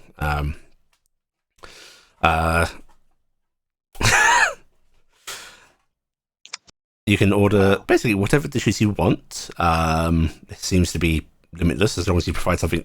Don't order soup without a bowl, is what I'm saying. Kitten is taking a plate out of her backpack because she's got a mess kit, setting it down, and ordering a big chocolate cake. Oh no. Okay. You receive a big chocolate cake, and it will basically match what you essentially envision. So if it's decorated, it's decorated. If not, you know. I'm thinking of the big chocolate cake that I saw at the princess party. Oh, okay. You know, So like it's the a very really extravagant cake. It's a extravagant, chocolate fancy gâteau. ta- That's what you've ordered. Yeah, I've got. It's one of those cakes that you take like 2 bites from, and then you go, "Oh, Yeah. no more." But also, I still want some, It's but no more. it's the right? kind of cake that needs cream just to dough it. Yep. So I'm gonna do that, and then I'm gonna put a saucer in for some cream. Okay. Yeah, you can get your cream as well. Get my cream, and then I'm gonna go drop that off with the family. Oh, what have you done? President actually looks a little alarmed. I'm afraid how big would end up being in this case. It's like a full-size party cake. Yep. It's as big as their house. Yep. Yeah, essentially. Oh, that's I'm not thinking about that. Okay. Yeah. This is somebody else's problem that I'm gonna be leaving Yeah. in the household. This is just like the cake you can get at the princess party. Can you believe I made it? Wow. It's a monster is what it is. I got some cream. That way everybody can have some cream. It's good. Cake Alright. for breakfast. Are you abandoning your children for the rest of the day? Is this the plan? Yes, I am. Yes, the hell I am. As you are all sort of standing in here, you hear the sort of chunk of metal, plate walking through the entranceway. Stone. Yeah, metal foot on stone, and Luther's actually sort of ducking in. And Okay. yeah. Sorry, I was still thinking about silverware. I was imagining actual plates Yeah. walking. no, not the. Yeah, some Mickey Mouse bullshit's happening here as a sort of apprentice triggers. I thought it was like, oh, we just realized you might need some silverware and cutlery, so we've... No, plate is in, plate armor is entering. Luther's ducking in and giving you all a sort of nod and going, Traveller told me that I could find you here. Oh, there. I'm gonna go over and give him a hug. He'll give you a one-armed, lift up, pat. Just wanted you to know we'll be beginning festivities a few hours before sunrise. There is a lovely dune to the north of here that we've scouted out and selected. Going to set up some things, some refreshments, I would be quite honoured if those of you that are musically inclined would play a song or two for us. I'd love to. Any requests? I think merry. All right. Something celebrating. Yes. In fact, if you'd be so inclined, there's a few songs from my homeland that I think would be fitting. Ask Traveller to tell you about Emorian funerary music. I know a couple songs from Father Stone. Oh. I'll rattle some of this because I spent a lot of time around Father Stone, so Uh, I'll just rattle off. He chuckles a bit and goes, actually, one of those would be nice. The Barasian faith tends to be a bit more on the somber side, but that one's not bad. All right. But I'll see what me and Telde and whoever else will go check with Traveler and see if we can learn some quick music. Okay. Of course. I write down using a very fancy pen that's not mine. The information on some paper. He'll actually give you a couple of song titles that he's fond of. Mexican Hat Dance. The chicken dance. That's not chicken. That's not what. I don't know what the songs are. Before he sort of goes, I look forward to seeing you all. Have a nice night, I suppose. Thank you. Right. And he gives a little bow before backing out. Corvus will follow him. Okay, you want to follow along? He'll notice as he's leaving the building and just pause briefly. Can I help you? This was Luther, right? Yes, this is Luther. Yeah. Do you want to have a sit down and talk? I'm curious about some things. If that is what you want, I can spare some time for you. No, I don't Telde wanna wants take to away- talk to me as well. Yes. It'll most likely be brief. I don't like to beat around bushes. Please.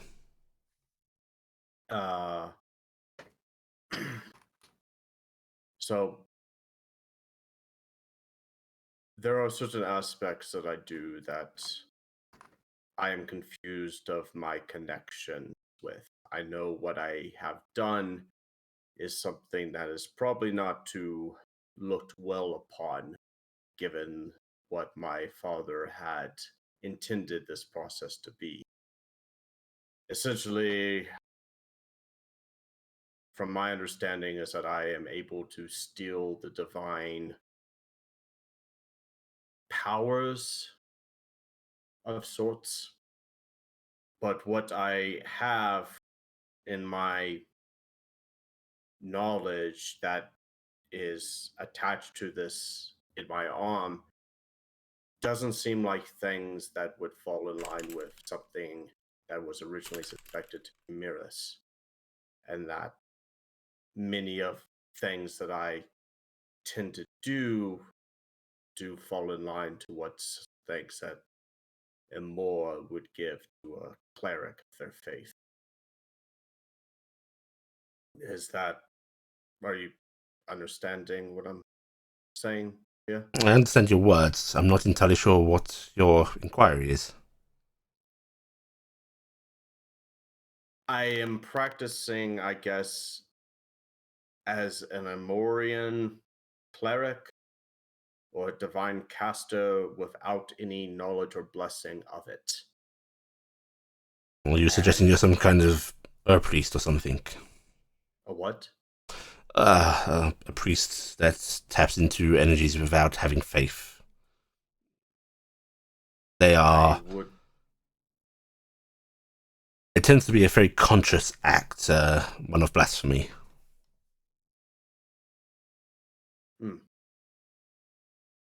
Well, I have been one of very limited faith beyond what I see in front of me, of course. Not all of those throughout history that have been visited with gifts from the gods have started with faith. Sometimes they are granted to further God's means. Sometimes they are granted to guide an individual down a path to a greater destiny. Sometimes it is simply kindness. Faith does not always have to be the beginning, but it is often the end for these people. If you believe that Imor has blessed you, then there is likely a reason for it, but to guess the reason of a god is above one such as myself. It would not hurt to start praying, though. Wouldn't even know how to begin. It Mm. seems that Just of my understanding of prayer is gifting, clapping your hands, and asking for something. that's prayer. Personally, my favorite form of prayer is silence. I just contemplate and think, and in my body and soul, I thank him for what I have been given, for what I might obtain.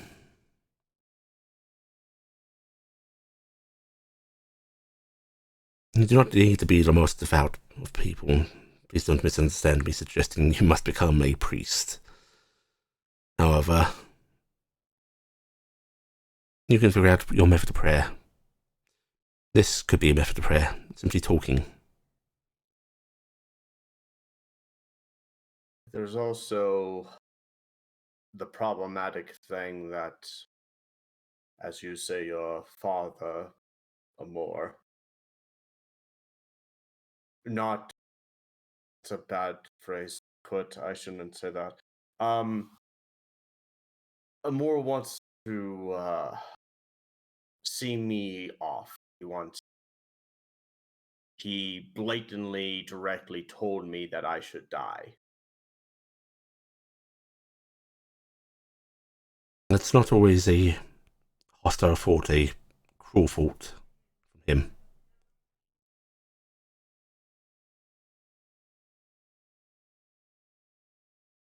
In a way, he might be thinking of the kindest course for you and many. And you have not heard me saying this, he says with a sort of incline of his head that suggests, is acknowledging the potential blasphemy in what he's saying. The gods, including one I am devoted to, are not always correct in their course. If he still holds these feelings towards you.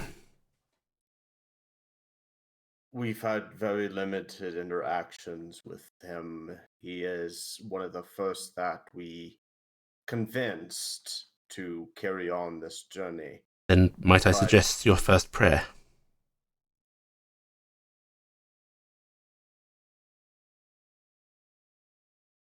I can see that being a reasonable avenue. He reaches out a hand, big gauntlet that sort of settles gently on your shoulder, and has to sort of lean down a little bit. This is great big hulking armored Dullahan. 6'2". I know you're 6'2". He's bigger. No, I know. And it just goes, clarity. Clarity can be one of the greatest benefits of faith. Clarity of your own purpose, of his intentions. Pray for clarity.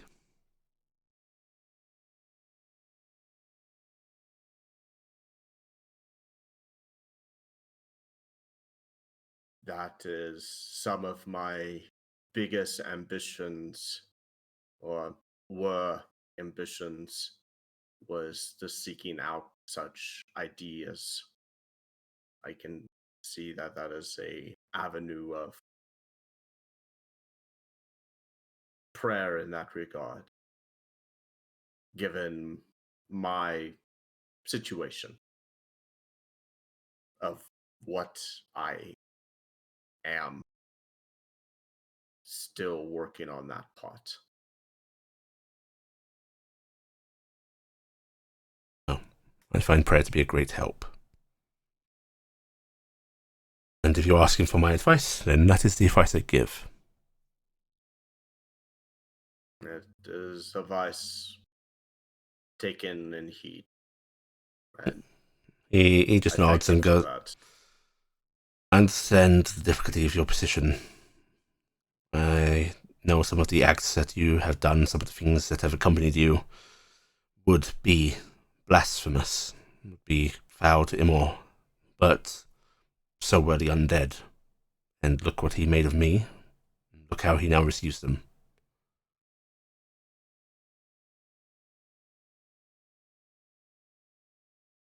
I don't want to sour the events that are coming, but I do have a very pointed question. For me or for Why him? does, for your take of it, Please. why would an Amorian angel dictate the life of death of an individual by their direct hand? How is that just? That sort of thing happens incredibly rarely. In the times it has, it tends to be either for the sake of mercy or to avert something terrible. Would it be in a sense of vengeance? Our kind do not take vengeance. At least, they're not supposed to. And if one did, Then that would be blasphemous. It would be unnatural. are there not safeguards to prevent such things from occurring? Their very loyalty should be the safeguard. But there are fallen angels. You ask this So- question as if safeguards should be put in place for all offence. Is free will something that should be stripped from all kind? It's a safeguard to keep an angel from just coming up to a random individual and saying, "You're dead now." That's a problem. I'll do it all the time, though. And that is something that we do. You do. Just Yeah, you've done that a lot. Have you not killed?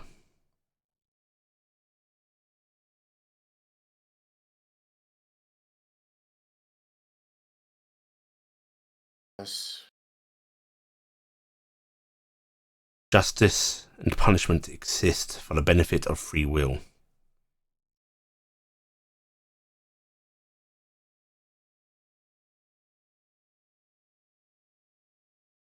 I don't agree with it, but I can't argue against it because, yes, we have done that.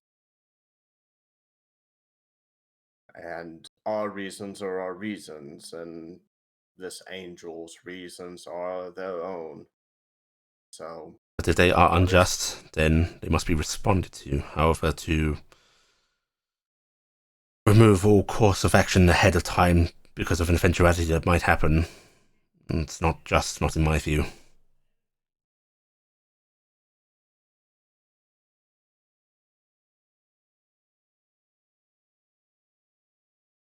my only concern is that if the course that this angel is pursuing in vengeance, and I understand it is a rarity, as you say, but if it doesn't perpetuate a cycle, that's my fear. Then you have to decide how to handle it. Whether it's to break the cycle at one point or another, or to let it carry out its course. It is up to, well, those that are involved. I can't tell you what the right course is. I don't Right know the entire course. situation. The course that I would take would be the protection of my friend and companion, and I would do everything in my ability to prevent those actions from occurring. That is a just reason to act. But in my actions of doing that, there is the potential of things continuing. Sometimes there isn't a perfect answer. Sometimes a good act will inevitably beget cruelty and evil. But to not act in the first place would be an act of cruelty or evil in itself. It's an imperfect world. Simply have to do the best that you feel you can.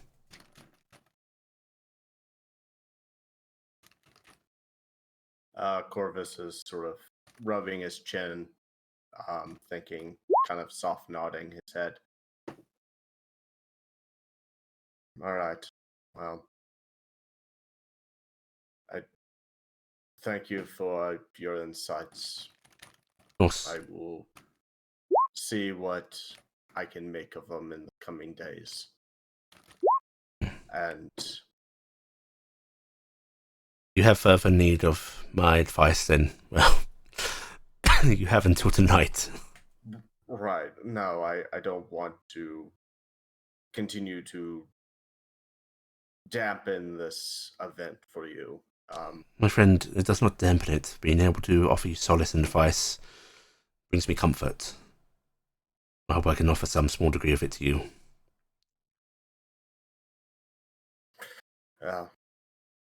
Comfort will come when I have my clarity to the situations. I hope it finds you. And he just he actually pulls you into a friendly sort of, the typical warrior's hug. Yeah, with one arm, pat, pat. I'm a soft man. Please Come close to the fire.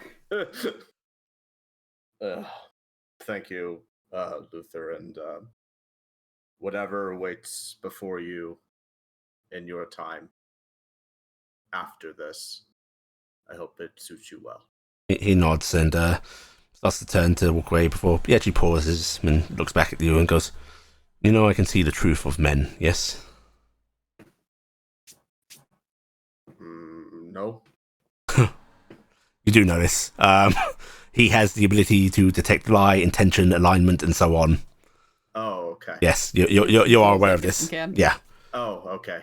Yeah. He just goes, you are a troubled man with darkness, Corvus. But the core of you is a good person.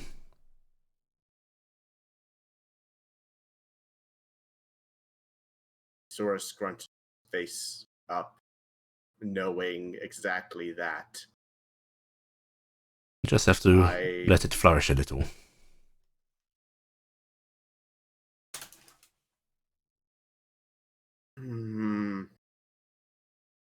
It makes me uncomfortable. And that sort of Dullahan helmet brightens a little bit, the fire flaring within it as he goes, I'll tell you, it has burned brighter in recent days. He's good for you. Corvus shivers. Well, do you want Telde to find you later, or? Tell him he can come see me whenever he wishes. Okay. He just nods to you and starts to head off. Okay. Corvus turns around and bone spine shivers. Telde, whenever you want to seek out Luther, he is willing to discuss things with you. Excellent. Have you tried this wall? What are we doing with a wall? It Is it makes another food. doorway to the Fae or something? Oh, it makes food? Yes. So far, it has made 4 different forms of food that I cannot eat. Hey, Corvus, do you think too many sweets is bad for kids? Yes. Outside, you did see children basically covered in, Why cake. is there a cake the size of your house? I got it from the princess party. I mean, that's not that big of a cake when you compare it to, existence. When you compare it to a brownie the size of a sugar kernel, yes, it is. Oh, that reminds me of another food that I had once. I am We should try being this. exaggerating. There's like 24 of them to eat it. It's fine. You're going. I wonder if I half can make of a those are grasshopper roast with pseudo-dragons. this. Half of those are pseudo dragons. I'm pretty sure they exist on sugar. And Here you go. I am fairly I'm sure not this is your made the almost husbandry entirely of person. sugar. I'm the medical person. You should not be feeding pseudo dragons a mass amount of sugar. Oh, and Kronos, as you messaged me to mention, are you doing it? What was your morning prayer? Oh yeah, you have to do those. I will be honest, I would much more prefer if we just glaze over because I genuinely don't know what the hell to say. That is part of it. Part of the problem. Yeah. Oh, God.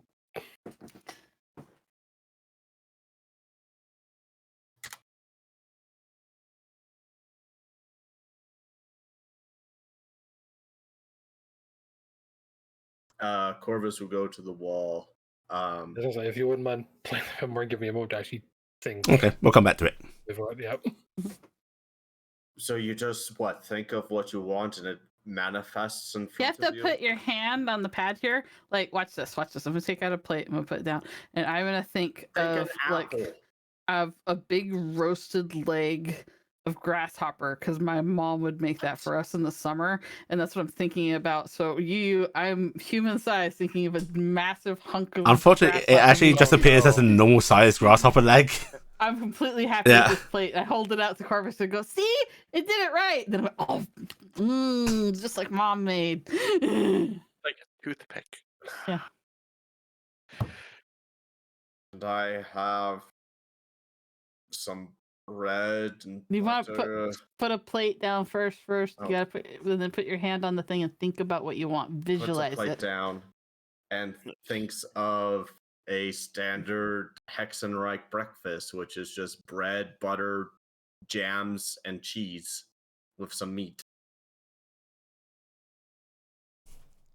Okay. Right. Wow, that looks good. You can all sit down with your first breakfast. Telday, do you want food? Even though It sounds like he's already made 4 foods. Yes. Marvelous. I will He's have made attempted to definitely- make 4 different types of food. What have you made to see if someone will actually taste? I am going to try and make some form of delicacy that I was once taught about by the Knolls that I spoke with Okay. a long time ago. You are going to have. No, it's not the leg. You are going to have a spiced bone where the spice is supposed to seep in and flavor the marrow beneath. That is I'm roasted. I'm going to attempt to make something incredibly sweet. I'm basing these off just random things Uh-huh. he would have had definitely earlier in the 10,000 year journey Okay. because Uh, that's when I spent more time. I am going to say that your sweet thing is going to be a kind of it's a candied fruit that's particularly uncommon in Barast. You may have seen them imported before, but essentially it's this tends to come in this yellow sort of skin. It's rather long. Yes, you're having candied banana. Oh, I like Gifton is stealing a little bit from everybody's plates because she's in full pregnancy mode, and she's also going to load up on a whole bunch of dates that she's going to put into a bag. Take with her 'cause she wants some candy dates. I'm just going to hand every food I make to Gifton anyways. I'll take a bite out of it and try it for you. Oh, that's me mustard. One berry gift and grief.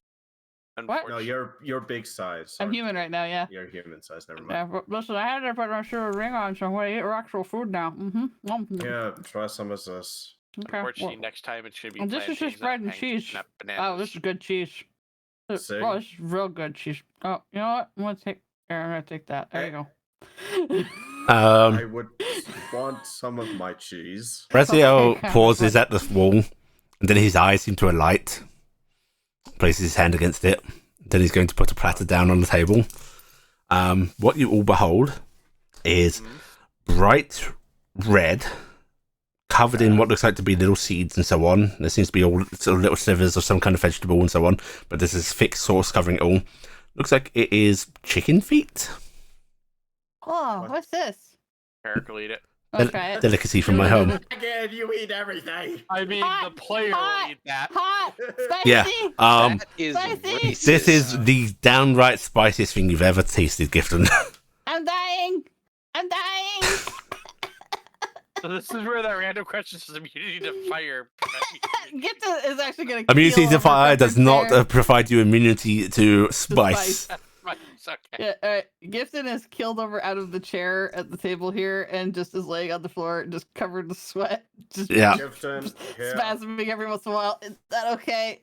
Is No, that okay? Bread and cheese will help. Oh, what do you think? Food's bad. He This will is get your homeland.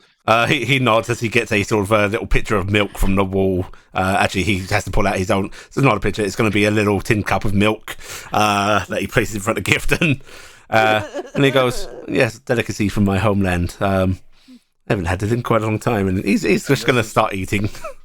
This is what you have for breakfast. Oh no! Oh God, no! You tend to have it when you're out drinking alcohol. Then what's the alcohol? He points at the wall. You will survive. Gifted. Morning beer, morning ale, I guess. Yeah, to drink the milk, Gifton. Eat the cheese and the bread. I'm going to pat her lightly on the back and then back away out the door. Actually, would greater restoration work on this? No, it won't. I checked. It won't help. It doesn't. It doesn't help with exhaustion either. Because I was trying to help. We're gonna help Billy. I mean, does it affect poison? This is a Because poison. it's I mean, Technically, capsicum is a toxin. Yeah, I'd say it'd work. the problem is, you'd probably just release it from where it's attached to, let it go farther down the.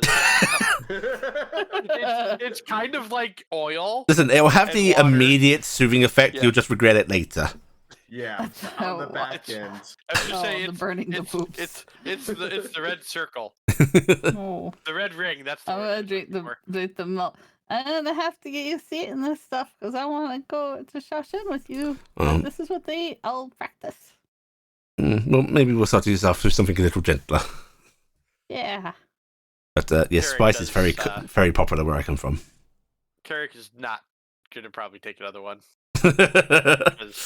Carrick is like, okay, I can eat. It hurts but though. I don't know if I can eat a second one. Want some of my milk, Carrick? Thank you. It would be Yeah, appreciated. offer Carrick my half of my cup. Carrick will take. It was tasty, but then it burned. It was like yum, but then my mouth said I was gonna die. It was like acid eat my mouth. That feels different. That's because you puke acid. Not puking. Don't you just have like acid reflux all the time? No. Don't know if I could actually get acid reflux. This is Wait, do we know what acid really, reflux really is? fancy that this is here. Because, like, Why I is mean, this here? it's an actual god blessing in this building. That's crazy. Just to make food. Why did she do that for the Faramir people? I don't think this is for the Faramir people. But why is it so big? Oh, is this for like a whole bunch of people who are gonna live here? Does she do that for houses? It's because she likes us a lot. Oh. No, isn't like the whole Tulian thing is that food is easily provided for everybody. Yes, just not with this Yes, level of not like variety. this. Oh. This is This is conjuration of. Oh, I wonder if it's because she knows that we are used to different food from being somewhere else. So she didn't want us to feel sad that we didn't have our foods. I've been eating rations for weeks. Basically, her favourites are getting extra special attention. Yeah. I'm not sure that the people here eat rations quite like we do, though. Our rations are different. Our rations are the staple of our well-being. We go to eat normal food, we get sick from it. No, I eat carrot food all the time. I was making a joke. So I lost it. No, enjoy my. No, I want you to try this. Oh, hey, I saved some cake for you. I'm gonna take some cake out of a bag. It's a fistful of cake I stole from the other room and I put it on Corvus's plate. Here, you can have some. I'm saving some for later. You don't. I'm good. What does your bag look like? I open it up. It's frosting. and Corvus is horrifying. So wait. Is this a regular bag? It's or bag a of holding? regular sack that I Okay, have okay. frosting, bacon, and chocolate in right now. Oh, Throw that away or clean it. I will buy you a new bag. That is No, going to it's fester and it's it's going to cost- grow it's- nasty. No, it's my bacon bag. No, Dingus don't likes put it. food in Echo it. is reaching for a chicken foot. Go ahead. Try Echo. here. I'm gonna get you a cup of milk. She's gonna straw on it a bit. You see tears start to like run down her face. I'm gonna put the milk in front of her. This helped me. Is this what dying feels like? No, I don't know. I You haven't were been that literally close. on the floor rolling around saying you're dying. dying feels more like sleep, but weird. That would be preferable. She's gonna like Yeah. take the cup of milk and she's gonna really start like just glug, glug. She's not the spicy one. Speaking of Okay. dying, I want to point something out to the group of us that are here, What and would you that know, be?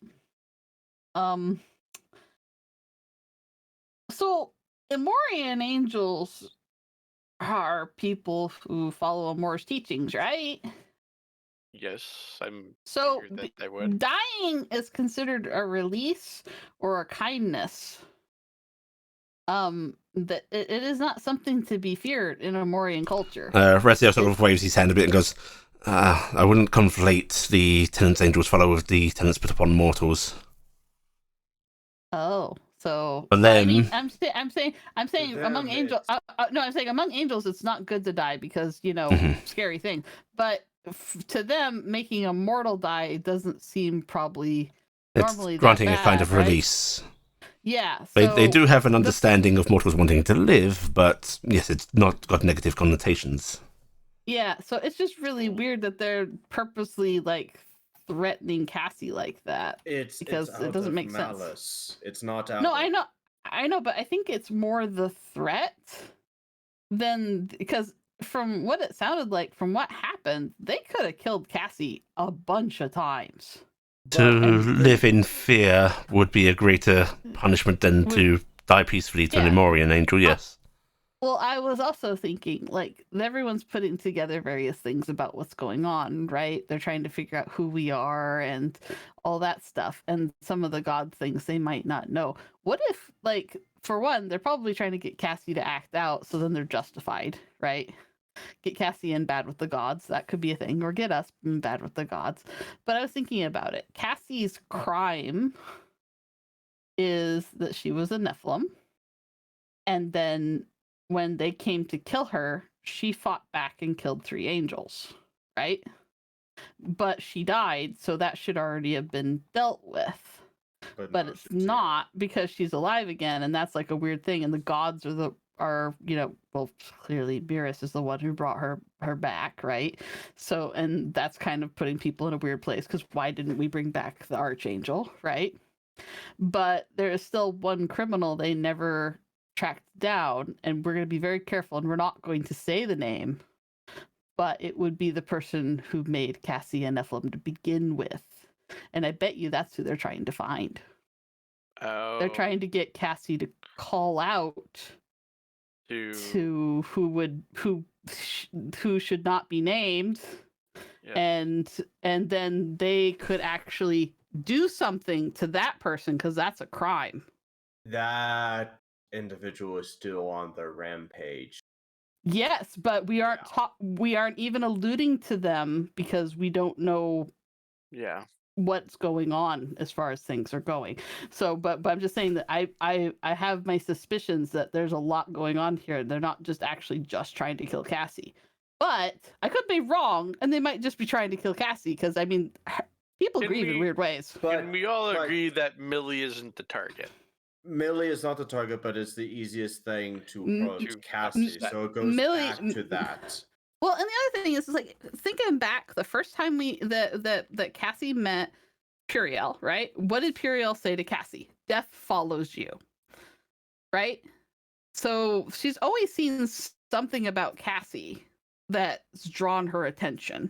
But Puriel was supposed to be also this really nice person because I look at her as wasn't she supposed to be the angel that they sent to help little children pass over and stuff like that? She's supposed to be really nice. He nods and just goes, yes, it's been her primary duty for a long time. I will say, time does help quell anger. 10 Yeah. years, though. 10 years is No, a short the- time for us. Mhm. Yeah. 10 years, but 10,000 might get her to forget. I am a very different person than from the me that currently exists here. Yeah, you're a little girl in a bathrobe. Beyond that, I mean mentally. It's not a bathrobe. Looks like a bathrobe. It's a I thought it kimono. was just a robe. What's a kimono? It's a kind of cultural dress. Oh, Things she's wearing, obviously. you can dress in culture? Is that just a name for a bathrobe in your culture? It's very Guessing rude, since Corvus. you said no, it wasn't a bathrobe. I guess would be no. Well, I thought she looked I very guess so, pretty. yeah. All right. So anyway, To so be fair, you explained it as a bathrobe. I was explaining it the way that your characters don't understand it. Exactly. Yeah, but he did correct it to us just Yep, before yep. you said that. So all right. Well, I'm sure that's very nice. But I would exert all amounts of caution when the group of you go to the future. What? Also, Kronos, Yeah. we're going to say that RG did a morning prayer today. I want you to think for next session. Okay? Because I do need to know how RG's handling it. I was gonna say I have something typed up I can send you. I will fully admit I am not completely comfortable writing prayers.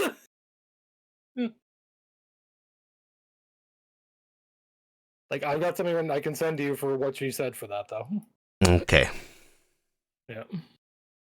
Yeah, because, I don't want to push your comfort zones, but Mm-hmm.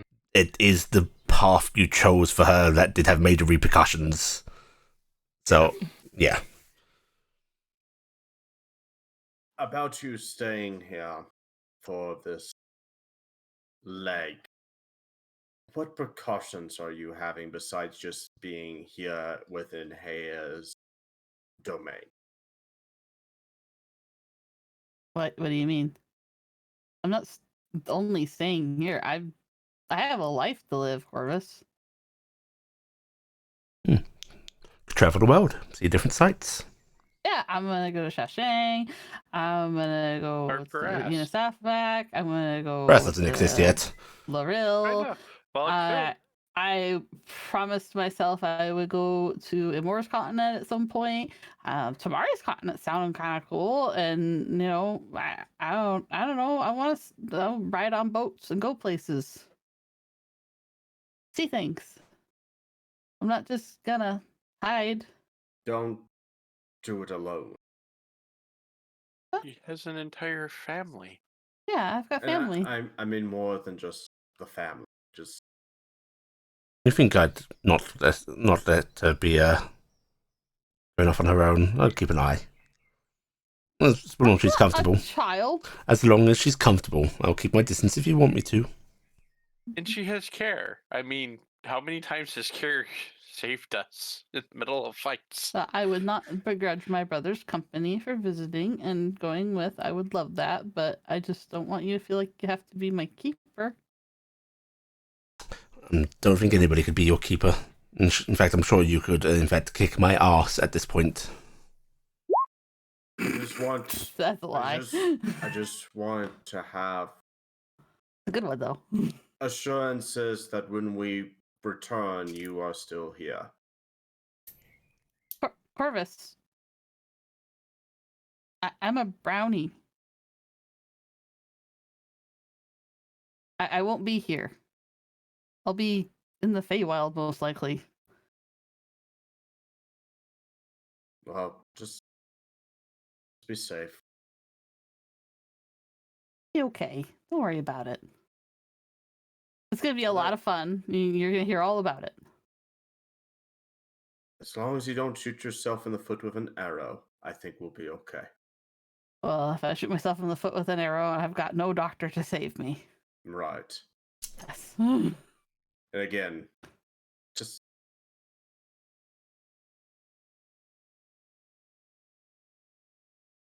Don't fret for the spring flowers, Corvus. It's okay. what I do.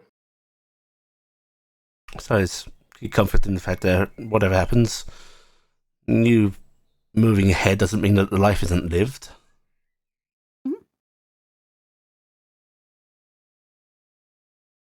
You're going to hear all about it because I am going to check in with Telday all the time, aren't I, Telday? That is gone. Oh, Telday's gone. Well, I was gonna check in with Telday all the time, and I'll leave notes with Valda and all of them. You'll be able to catch up on all the things I got up to. All of us may perish in the time frame, he says with a grin at Corvus. Oh, Why are you grinning? Oh, it's funny. It's just life, isn't it? yeah. It'll just be what it is. Don't worry about it.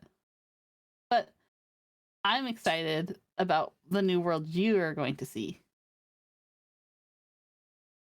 It's going to be so different, you know, with Tulia and Full Bloom and Barast. James snaps his fingers briefly and goes, "We should leave a statue behind." Yes. Bacon. No. That's not what I said at all. Let's not use bacon. Let's not have a bacon statue, but remember what people remember you by. Cake? How about Exactly a something statue, that? yeah. How about something that isn't food? Oh. But, you know, it's... A liar. They represent both you and me. Oh, that'd be great. Oh, gods. Yes, I'm sure we'll be seeing many of them quite soon. A liar. No, liar. A liar. I like Funny. that. That's a good name. That's a nice name, isn't it? I like it. A liar. I have to hold on to that for a kid. Don't. Oh, I'm going to have so many kids, Corvus. I'm going to populate. There's going to be so many brownies and nobody for them to marry. It's going to be crazy. Actually, I think they're all going to marry Drow. Maybe lizard people. I fear for the coming world. What? You think brownies are a bad thing? No, it's not. You're chaos. Actually, you'll find that most brownies are very ordered little folk. Actually, if you think about it, we're really a lot more like the Watcher Angels than anything else. We spend the majority of our time hiding and watching people, judging what they're doing, reporting it back, and then deciding if they're worthy of a blessing. That's pretty much how we orderly do everything back in Tarnstead. And easily influenced by sources of milk. Just like a water angel. Does that work on Turiel? Oh, I bet it does. Oh, I should leave her an offering of milk out tonight. We have a magical wall that gives us fresh milk. Ah, the Grand Cow Wall. Yes, the Grand Cow Wall. Isn't that like a Tamari thing? No, that would be a Mairi thing. Mary, that's correct. Yeah. Watch angels Do you are cats. think Gillen will still want me to come visit, like, how Quite- we were visiting after the kids were born? Quite desperately, I imagine. No, I mean, like, after right now it's because of the kids. You think he only likes you because of what you carry? I worry. You worry about nonsense. Of course he likes you. I mean, she worries about if everybody likes her, so. I do. We even had if hard she time has no telling. reason to actually worry about that, but Would have expected to have got the call on us by now. You think they would? I imagine so. Unless they don't like what we're doing. Then perhaps not. Maybe. Oh. All the debate's Maybe they going would. on longer than I thought, but surely Hay would give some indication. Hey, I know what. I'm gonna put my hands together.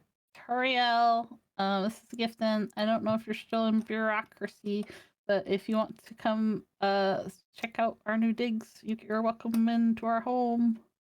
You get that screech of angelic radio coming back through as you get the reply of, I'm still chasing things up the ladder. Okay. I'm sorry I sent you with a letter and it's annoying. I like to imagine she already is literally chasing something. The angels just have a big cloud network of chutes and ladders. Now that you've put the feed out on Angel Radio, though, you're going to hear another thing, Gifton. Hmm? But we'll get to that in a second. Tony. Yes. Where have you wandered off to? I am going to find either Luther or Harcount, whoever is easier and also conscious. You if know that is a what? problem with Harcount. No, this is the hour for Harcount. We are going to do low for Luther, high for Harcount. Works. Right, Luther first. Right. Yeah, you can easily find Luther. He's actually talking to a few people in the central chamber of Traveller right now. You will see he is there with both Fowler and oh my god, names. Everyone's favourite chatty skeleton. Oh, Wilhelm. Oh, Wilhelm. Wilhelm. Yep, he's with Fowler and Wilhelm. And, when you come in, Fowler sort of does her usual gracious head nod to you. Wilhelm merrily waves, and Luther just sort of turns and inclines his head as well. And Wilhelm goes, "Oh, good morning-ish, Tilday." I believe that is the way that it should be referred to. Yes, good morning-ish. What can we do for you?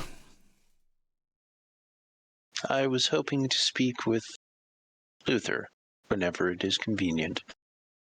Oh, taking him away from us on the final day, Wilhelm says with a comedic, over-exaggeration in his head shaking and such, but there is a little tinge of truth to that there. You can see there's a sight, there's sadness to the skeleton. But Fowler just nods a little bit, and Luther sort of places a hand on Wilhelm's shoulder and goes, "I'll be back soon. Indeed, let's have a little talk, shall we?" And he sort of comes over to you and gestures towards a separate chamber in Traveller. A convenient new room or other room or... Yep. Which he'll go in with you, and looks like it is one of the familiar sections. And just sort of doesn't really go to a chair as he doesn't feel much of a need to sit, and because you don't either. Just off into a private corner. And he goes, "Right, you wanted to know things, yes?" Yes, I would like to ensure that I can pass on the memory of you as he would like it. As I would like it. Well, it might not be entirely truthful then. It is the best that we can get. Oh. The others will also remember you, and I will preserve the memory as I can as well. In that case, I suppose I should start with the less known things, yes? Yes. My name for one. As you know, we take up new names to forget our past lives and all that stuff. It's not something I ever felt a particular need to, but sometimes it's polite to abide by the culture, you know? Yes, I understand. My name was Diego Navarro.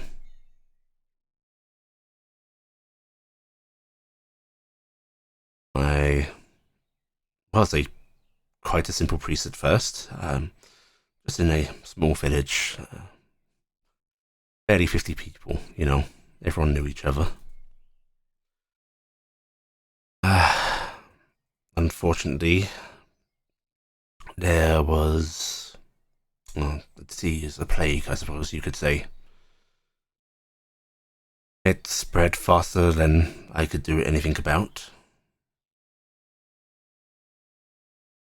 I do not know if it is my faith that preserved me, but it did not seem to touch me. However, that village is now gone. I was not able to save anybody. For many, that would perhaps make their faith crumble. And I admit I struggled. But I saw it as a weakness in myself rather than anything in the divine. And I asked for knowledge, for guidance. I pleaded and I begged, and I was granted it. Turns out the plague was not a natural one. Most continent is not without its troubles. In fact, not sure if it would surprise you, but the manner of undeath for a place where it is considered most blasphemous is actually fairly common. Culprit was a lich known as Maria, and I was granted vision of how to find her, how to seek her out. He just sort of shrugs his shoulders a little bit and goes, the journey itself is meaningless, meeting people, coming to train and all that sort of thing, improving myself. But by the time that I confronted her, I had not only learned how to be martially competent, but I suppose my faith had grown. I was now serving at justice in the name of all that was holy. I was a paladin without even realizing it. She was the first creature I slew, really. I had fights and skirmishes, but I'd never really killed, and at that point I still hadn't thought I had. My thoughts on the undead were more in line with the traditional doctrine at that point. I was releasing a tortured soul from a horrid existence. Any others I'd fought before, I had seen to being healed, subdued without separating from the mortal coil, which you'd think I would have felt more comfortable with that. Of course, death is just another journey. It is release. It is a blessing in some senses, but I'd never felt comfortable dealing it out. Like it wasn't my decision to make.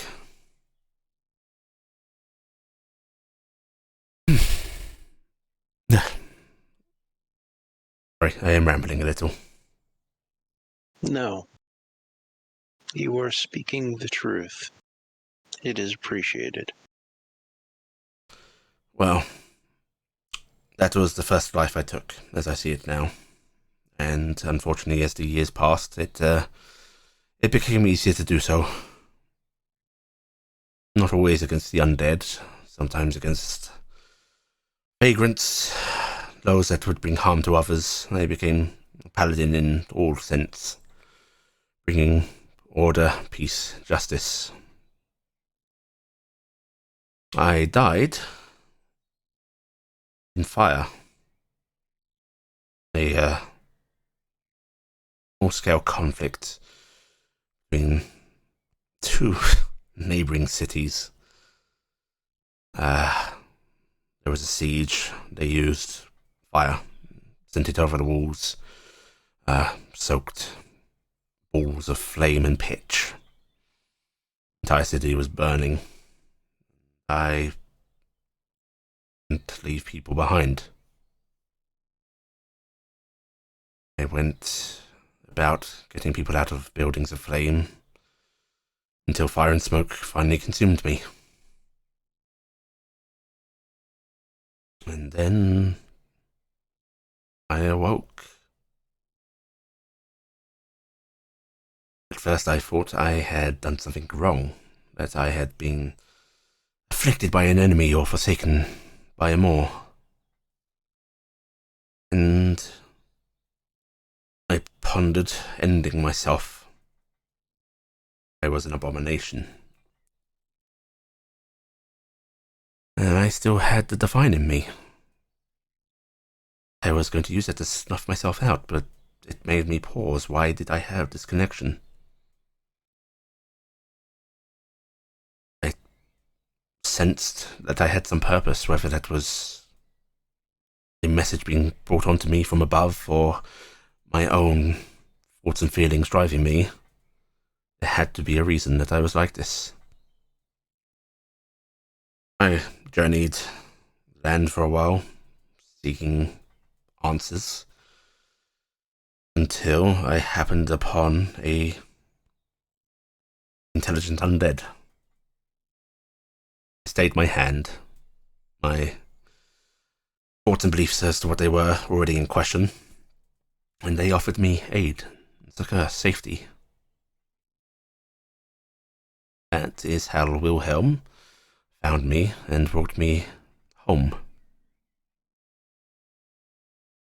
From there on, it was getting adjusted to a new life, trying to get over my own fears and explore what I had become, what those around me were. I came to realize that they weren't monsters, that they were people, some ashamed of their pasts, some trying to do better, some just wanting to be left alone.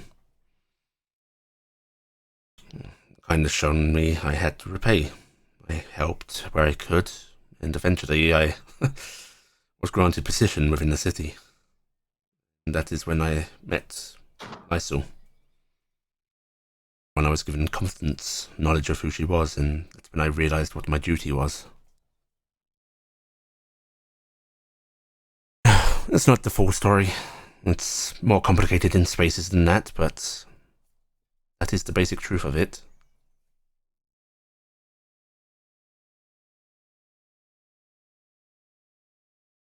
Thank you.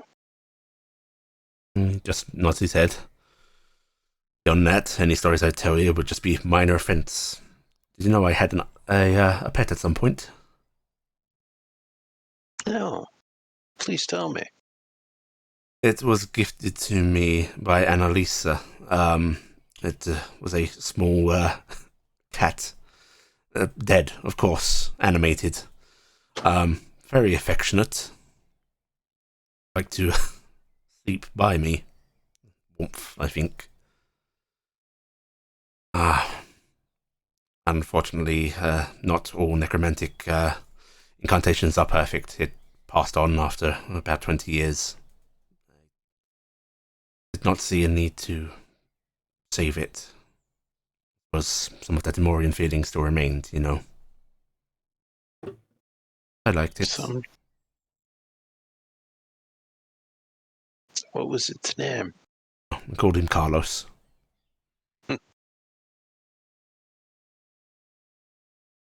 He wore little boots. I was going with the sombrero. His little clacky claws were loud, so we put little boots on him. I'm looking forward to this, you know. Not in a sense of I'm excited for my mortality to end, but I've wanted true peace for a long time now. Do not think me suicidal, it is not that, but I've done my work. It is okay for me to go, isn't it? It is. It will hurt others. There's no way to avoid that, but they understand. They It is missing you.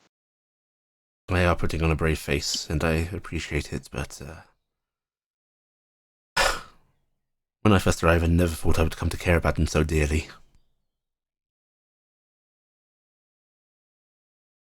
I will miss them, and I worry for their continued existence.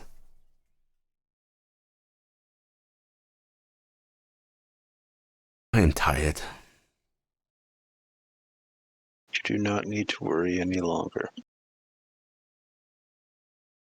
You keep on going, checking on them from time to time for me, would you? Yes. I will be asking Lady Greystone to do the same when she can spare the time. I'm sure her children will be happy to help. And theirs. I'm sure that will please them. Valda may not show it, but she's become very fond of all of you.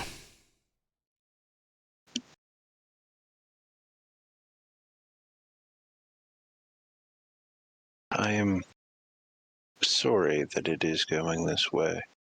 We have ripped them from their home and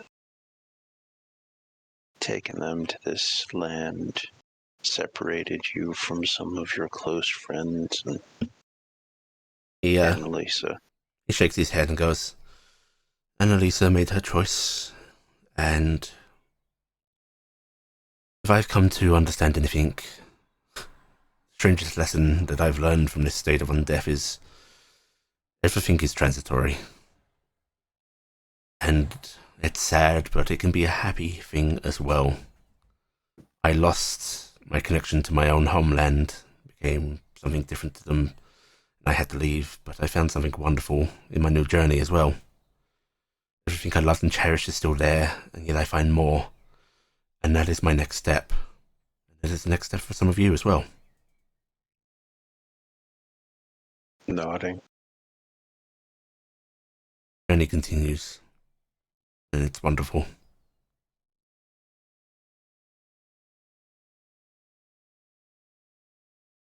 You have had a conversation about what to do with your remains afterward. Yes, there is not much to me inside of this armor, and he sort of chugs his chest plate. I think once the fire is gone, there will be nothing there. But I've told them to do with it as they please. Put me on display or make me into utensils. Whatever brings them comfort. In fact, if another soul needs housing, I'd be happy for that as well.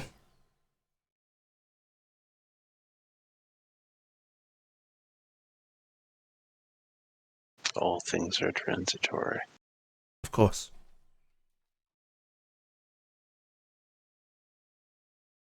I'm thankful I was able to know you for this time, and that you were willing to speak with me. It has been a great pleasure to meet you and yours, and I am thankful that somebody wished to know about me. He actually sort of reaches out a gauntleted hand to you. I will take it. You see that solid forearm shake. No, obviously, I'm just going to take it. Stealing He his doesn't need that anymore. No. Yes. Yeah. If you are seeking the other one, Harcount is spending more time alone. He's a little more reclusive. But I'm sure that he would be happy to talk to you. Yes, we have discussed it. For now, I shall get back to comforting my companions. Perhaps a song.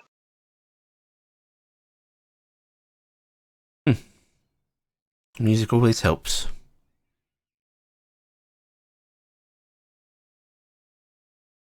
Nodding. I shall see you later.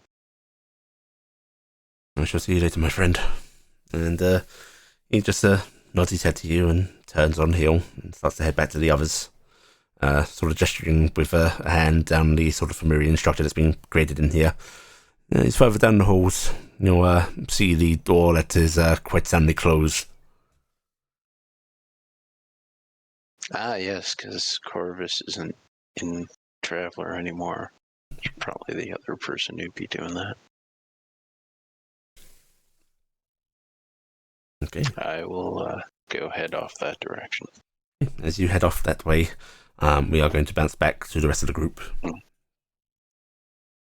Everyone's able to eat up quite nicely. Eating as much as you please, whatever you please. As you are gifting that chiming on Angel Radio. Chatting away on Angel Radio. Yeah, I suppose I should clarify. The voices you hear on Angel Radios don't particularly match the hosts. Mm-hmm. You more get a sense of who is talking. Mm-hmm. And this is Raziel. And you just get the questioning of, would it be okay for me to join you? Of course. Please tell myself that I'm about to be there. I'm having trouble talking to him through this means. Yeah, it's probably hard to direct between the two of you like that. What? I can't imagine that's easy for Rick Beale either. No. Ricky can come by too if he wants. I shall bring Rick Beale in. I'm gonna just suddenly pipe up. Little Raz is coming. Raziel actually laughs a bit when you say that. I suppose this has to happen at some point. I'm gonna make a seat. Set up a little spot. I'm gonna put one of the chicken legs on the plate for them. Got it all ready. Getting them a cup of milk. This Raziel does not operate right in this room. You actually hear sort of nearby fluttering. And then the small girl sort of walks in, and the quite visible They're ball getting attacked by a hug. Yeah, oh no. Accompanied by a quite visible ball of flame, rings, and wings. Dives into hug. Yep, and We're going to the ground. We're not. The children can't see, correct? At this. No, the children are outside. Okay. Yep. Okay. I'm making sure of this because this might be more of a mob scene. Yeah. Yeah. But it's, you hug them, and the little orb of Rick Beale actually sort of flares a little bit like panic, which small Raziel, I hate that that's the defining term there, just goes, okay, it's been 10 years, hello, it's very nice to see you again. Good to see you again. Yes. Oh, I missed you. Strange, considering apparently you are beside me quite often. But you're also you from then and not from now. Yes, and he is me from very far away. Yeah, it's really fun. And it's nice to actually get to talk to you. You know, proper-ish kind of. Hi, Ricky. Come over, we got food. You can follow that easily. Okay, there is the angelic booming voice of Rick Beale that just goes, I do not eat. Do we need to make saves? Most of you are... Oh, shit, Traveler. No, you don't. Echo. No, Echo doesn't either. Oh, we're fine. Yeah. Oh, yeah, because... Traveler translates and deafens it probably, Yeah. or dampens it. I have to keep remembering that Traveler's doing this nonsense. Yeah, because a bunch of people can't understand Celestial. So Yeah, but you will understand Rick Beale. Yeah. Come on in. I got a chair right here for you. Time? Huh? Is that how he sounded this whole fucking time? Yeah. Louder. Be not afraid.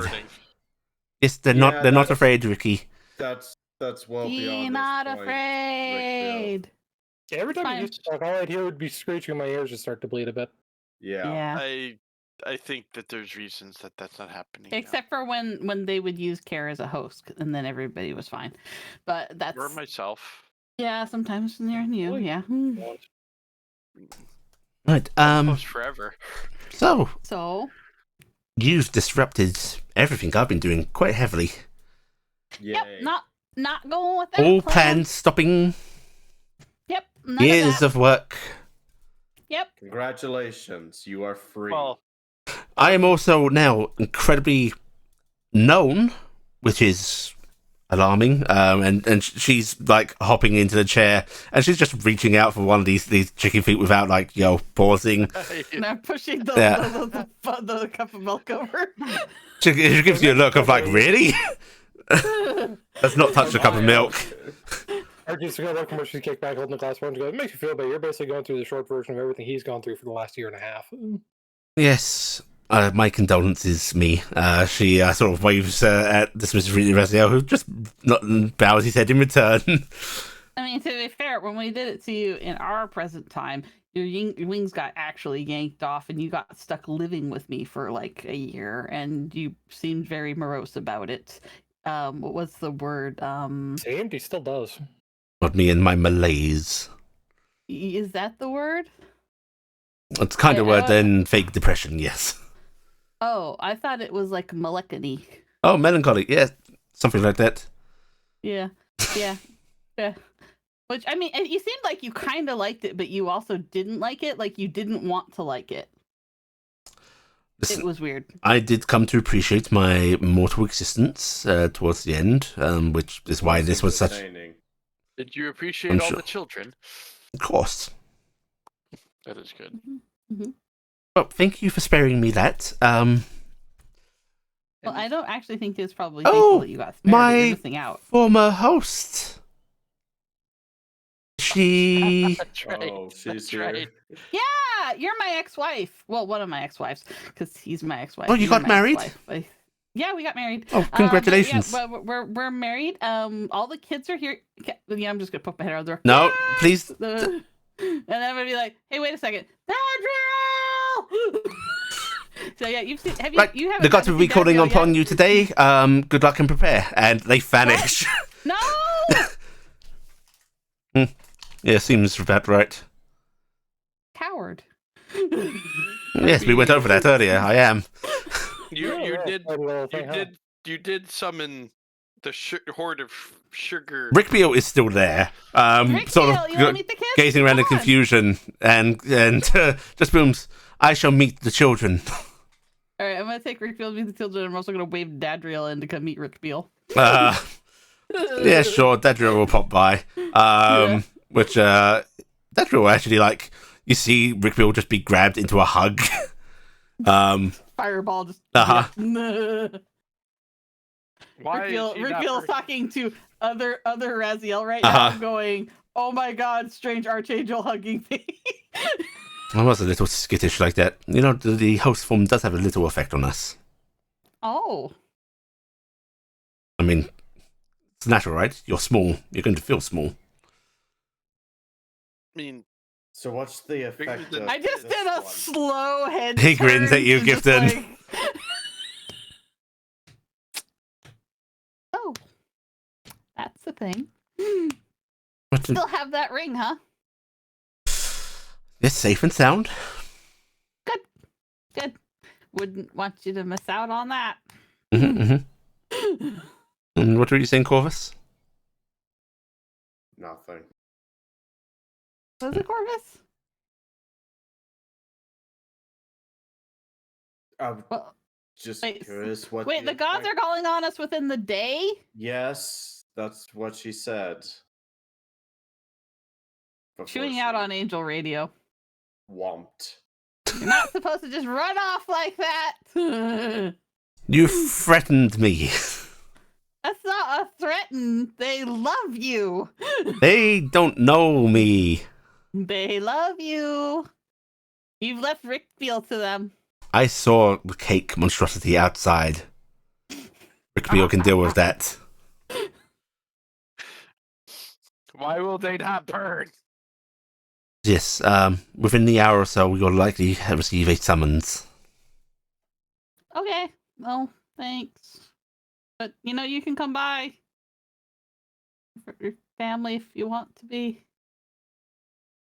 I'll come visit when they're maybe cleaned up a bit.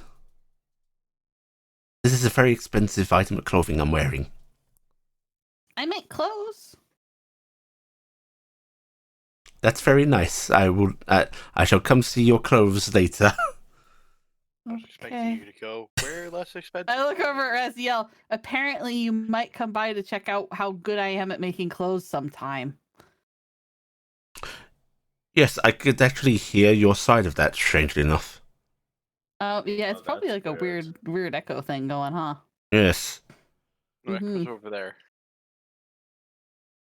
Echo is can't staring at the they plate said- of chicken, They said the they eggs. actually can't communicate with you directly.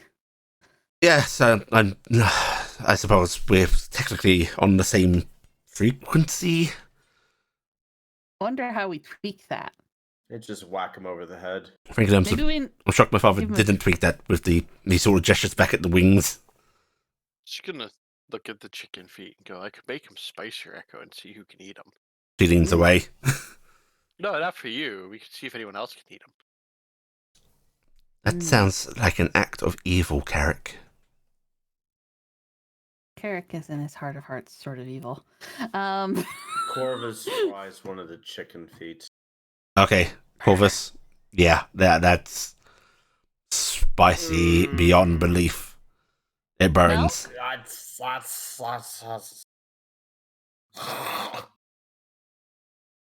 do they cartilage. eat this at all the meals in Shaoshan? Oh, no. Why is this your breakfast? It's not our breakfast normally. I just breakfast, wanted to you said. introduce this concept. This is a horrible concept for breakfast. I tended to have rice porridge for breakfast. What's rice porridge? Porridge made with rice. What's rice? That's what the Oh, yes, we must introduce you to rice. It's a grain of sort. Oh, like oats. Well, you'll have to experience it. Or barley? Not quite. Okay. Rye? Wheat? No, I mean, in methods of harvesting. What am I saying? And he's just going to get up, Put your damn put the hand on the damn thing again, and is going to produce a rice dish. We're just gonna. He wants you to experience the normal thing, so it's just some nice steamed rice, maybe with a little bit of soy mixed in. Just gonna put that on the table. That is rice. Oh. Taking a handful. Doesn't really look like. I don't know how chopsticks eat. work. I haven't even seen anybody eat with chopsticks or anything like to be honest, We've been eating this chicken with our hands. I mean, utensils. I'm just gonna take a handful. This is good. Why don't we have this? It's not imported. It's not bland. It's delicious. Just Tasty. bland. I like it. You know, I feel like you could put a saucy dish on this, and it would be Oh, really you good. you often do. I just Oh, wanted you you to do? try it on its own. It's not bad. Eric's gonna take a spoon full because he's not gonna stick his hand in. He That, still seems slightly bothered by that. which Are you just gonna You're reach in using a and grab spoon. single grain? How are we supposed to eat this? 'Cause you keep Corbin. giving us weird looks. Am I supposed to Corvus just uses bite a it? fork. Am I supposed to In put my a face way into it? that actually I am incredibly eager to see you attempt, but I don't think that can make them. We'll get you some chopsticks later. What's a How are you supposed to chopstick? get all these kernels on the fork? They don't stay on. Don't you? They're quite sticky.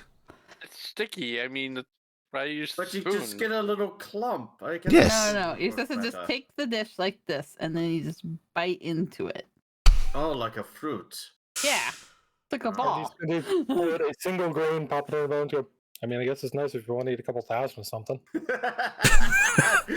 Grain by grain by grain. I mean, what else? What is bread but a couple thousand? But it's all things. mixed together into one thing. Now, I mean, it sticks together. It's also mixed into one thing. you have to take a handful of this rice. It's in the bag. So sticky. No, not the bag. For later. Bag. I have this for later. A bag of flavor. We're slowly. we are creating the mix. We are creating the original mixing. I have a Or to-go bag for mayonnaise. later. This is how you What get is old it? Rust chips. What is that spice bag of holding? That's Ah, Thing I have literally know- on my belt. yeah. As much fun as this is playing with the magic food machine that we should never have been given. Praise Haya. I put my hands together and go, Haya, thank you for the magic food box. It makes great things come out of it, but I am not a responsible adult. Thank you. You get a sense of defined satisfaction in return. I'm not a responsible adult. I'm going to go, okay, so we should probably clean up. Because unlike my immaculate brother, who is incapable of being soiled in any way, I am a greasy hate little the way man. you phrase that. What?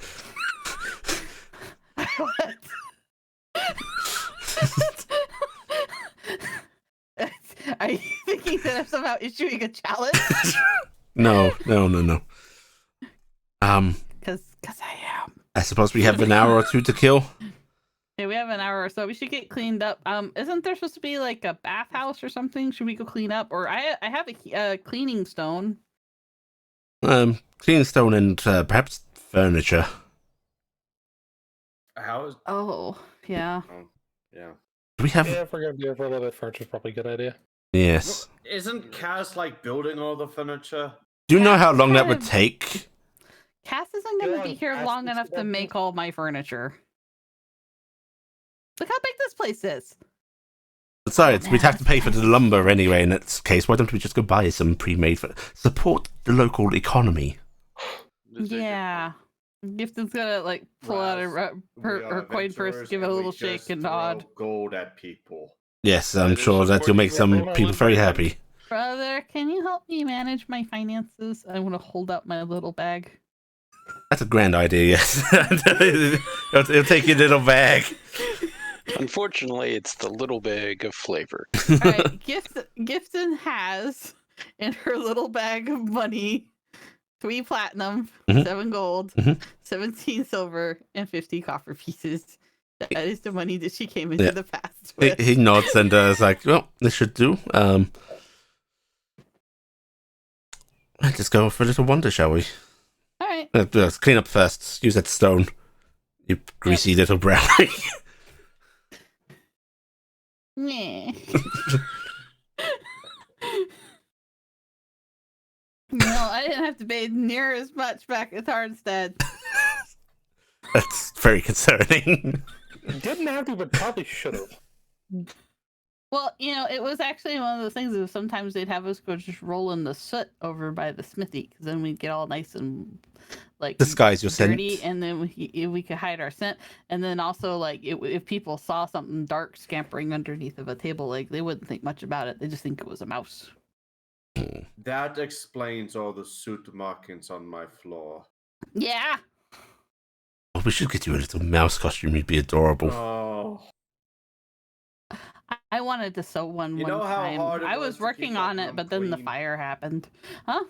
You know how hard it was to keep my little room clean in the garage? I'm sorry. My tiny little footprints were so horrible, ruining your place. I mean, it's really just a shame that, like, all of us would lick all your butter when you were sleeping. If Oh, yeah, you I like guys butter. don't know about if you guys are looking at the map, Okay, he looks suitably horrified. All He those little, does. all those little hands touching your food when you were asleep. Or I your should've left plates. You in Tarnstead. Why on Ow. earth did you touch any of the food in my house? Most was rotten. Oh, but that's what we mostly ate. Oh God. I'm sorry. What people usually put things in containers and we couldn't get to it. Neighbor country. You're like Corvus's place. Everything's sealed. You're wonderful little garbage divers, yes. I can't wait to introduce people to brownie cuisines. Let's not poison those with far less weak stomachs. All right, I'm gonna hit my cleaning on stone top. really quick and put my hair up. He's touching your coin purse to the cleaning stone as well before pocketing it. Just in case. Is the cleaning stone shrunk inside the house? Huh? Oh yeah, it's shrunk inside the house. I'm gonna go hit my. I'm gonna go get it. I'll drag it out. So, because I have a little tiny one. Reach our finger through and just touch with one finger. I'll drag it out. It's like 20 pounds. I'll drag it outside for you. I don't know why it's this heavy, but it is. Okay. Right. Most of you can start heading out of town. Back to Telday. Telday. Yes. You make your way to the door that apparently Harkount is behind. You kick down the door. No, how do you want to... I will knock on the door. Okay, you knock on the door and after a few moments you hear a voice going, "Enter." I will attempt to open the door so long as there It's are... unlocked, it's just latched. Okay. Yeah. I will, Yeah. enter through the doorway. You enter and Harkount is sitting at a desk, apparently writing. You see him dipping quill into ink and then that scratch noise. But after a few moments, a bit more scratching, he places the quill down, turns on the stool, and sort of looks at you and goes, Telday, you said you would come to talk to me? Yes. If you have the time. Of course. I would offer you a chair, but I do not have another one. That is all right. I do not need one. So, what is it that you would like to talk about? You.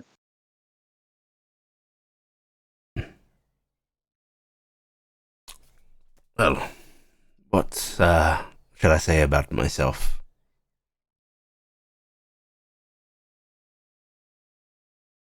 How would you describe yourself? I would describe myself as a naturally cruel-hearted man with many regrets trying to overcome his natural tendencies. What is your happiest memory?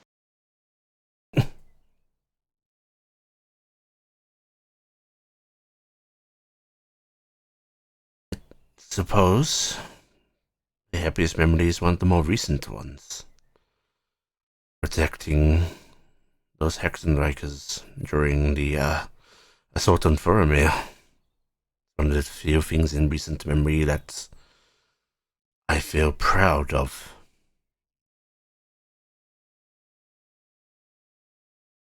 Beyond that, it has been a long time since I have felt happiness.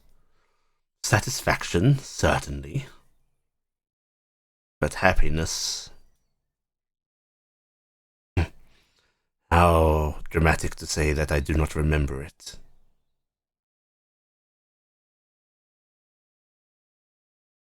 No. I felt happiness when Lysel said that she would forgive me. Guilt accompanied it, dampened it, but it was there.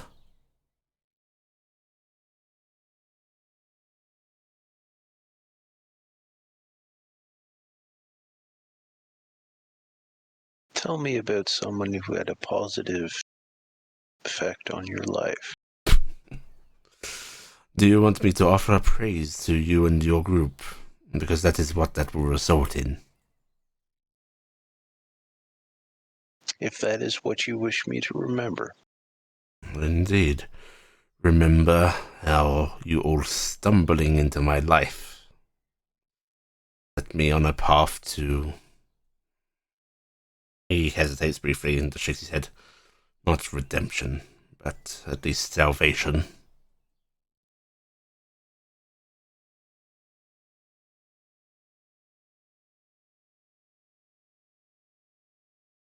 I am not redeemed, and I never shall be, but you have saved me in a sense. You have enabled me to reach an end that I so desperately desired. And thus, You will have my eternal thanks.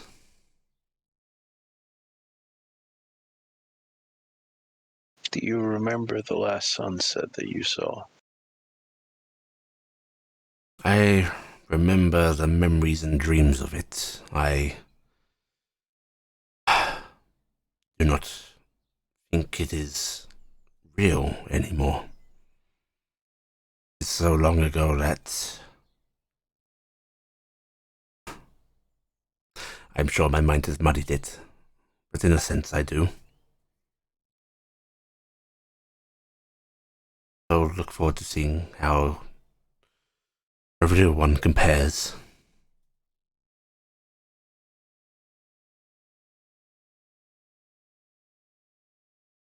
Tell me more about your life.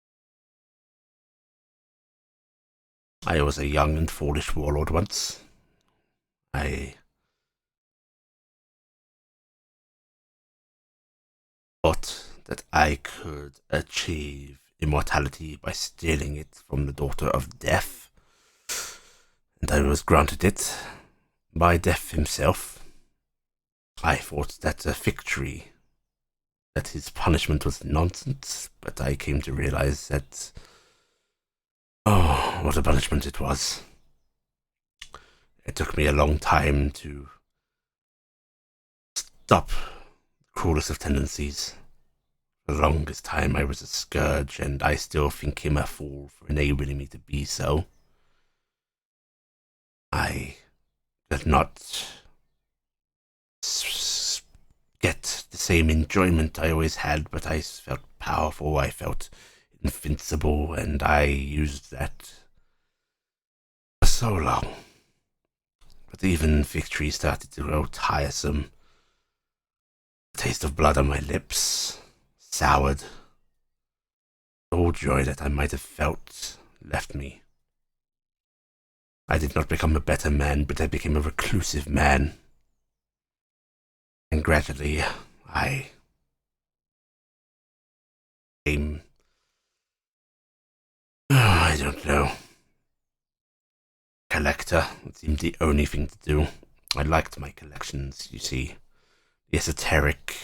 I thought perhaps the esoteric would contain some answer to my affliction. It never did, but I continued to collect nonetheless. Perhaps I did find joy in that. Yes, I think I did to a degree. I liked things, the oddities, the exceptions, the unique. Perhaps it is a sense of ego that I saw myself in them.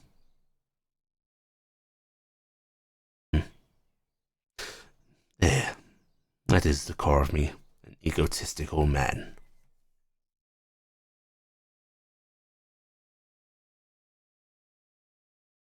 Do you think you could ever forgive yourself? No. But while I do not forgive myself, I am at peace with it, in a sense. It is the action of someone young and foolish. It does not deserve forgiveness. It does not deserve redemption.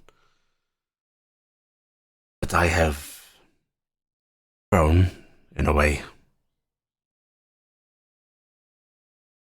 I like to think I am at least somewhat a different person. And it is enough.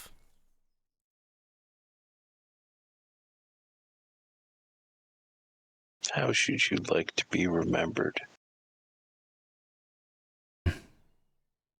I would not like to be. If you must, remember me as a man who tried in the end.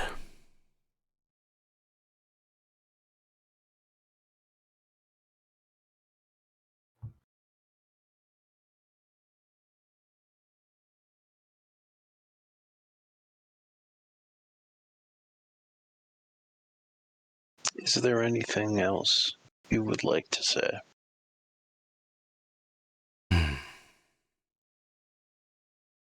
If I have anything else to say, I shall say it tonight. Nodding. He actually looks back to the piece of paper, and you can see as many lines as there are on it. Lots of them are just scratched and scribbled out. It is hard to think of what to leave behind when it feels wrong to leave something of yourself behind. But I understand that other people need a sense of comfort to move on with. And I do not want my last act to be denying that. I do not want my last act to be cruelty.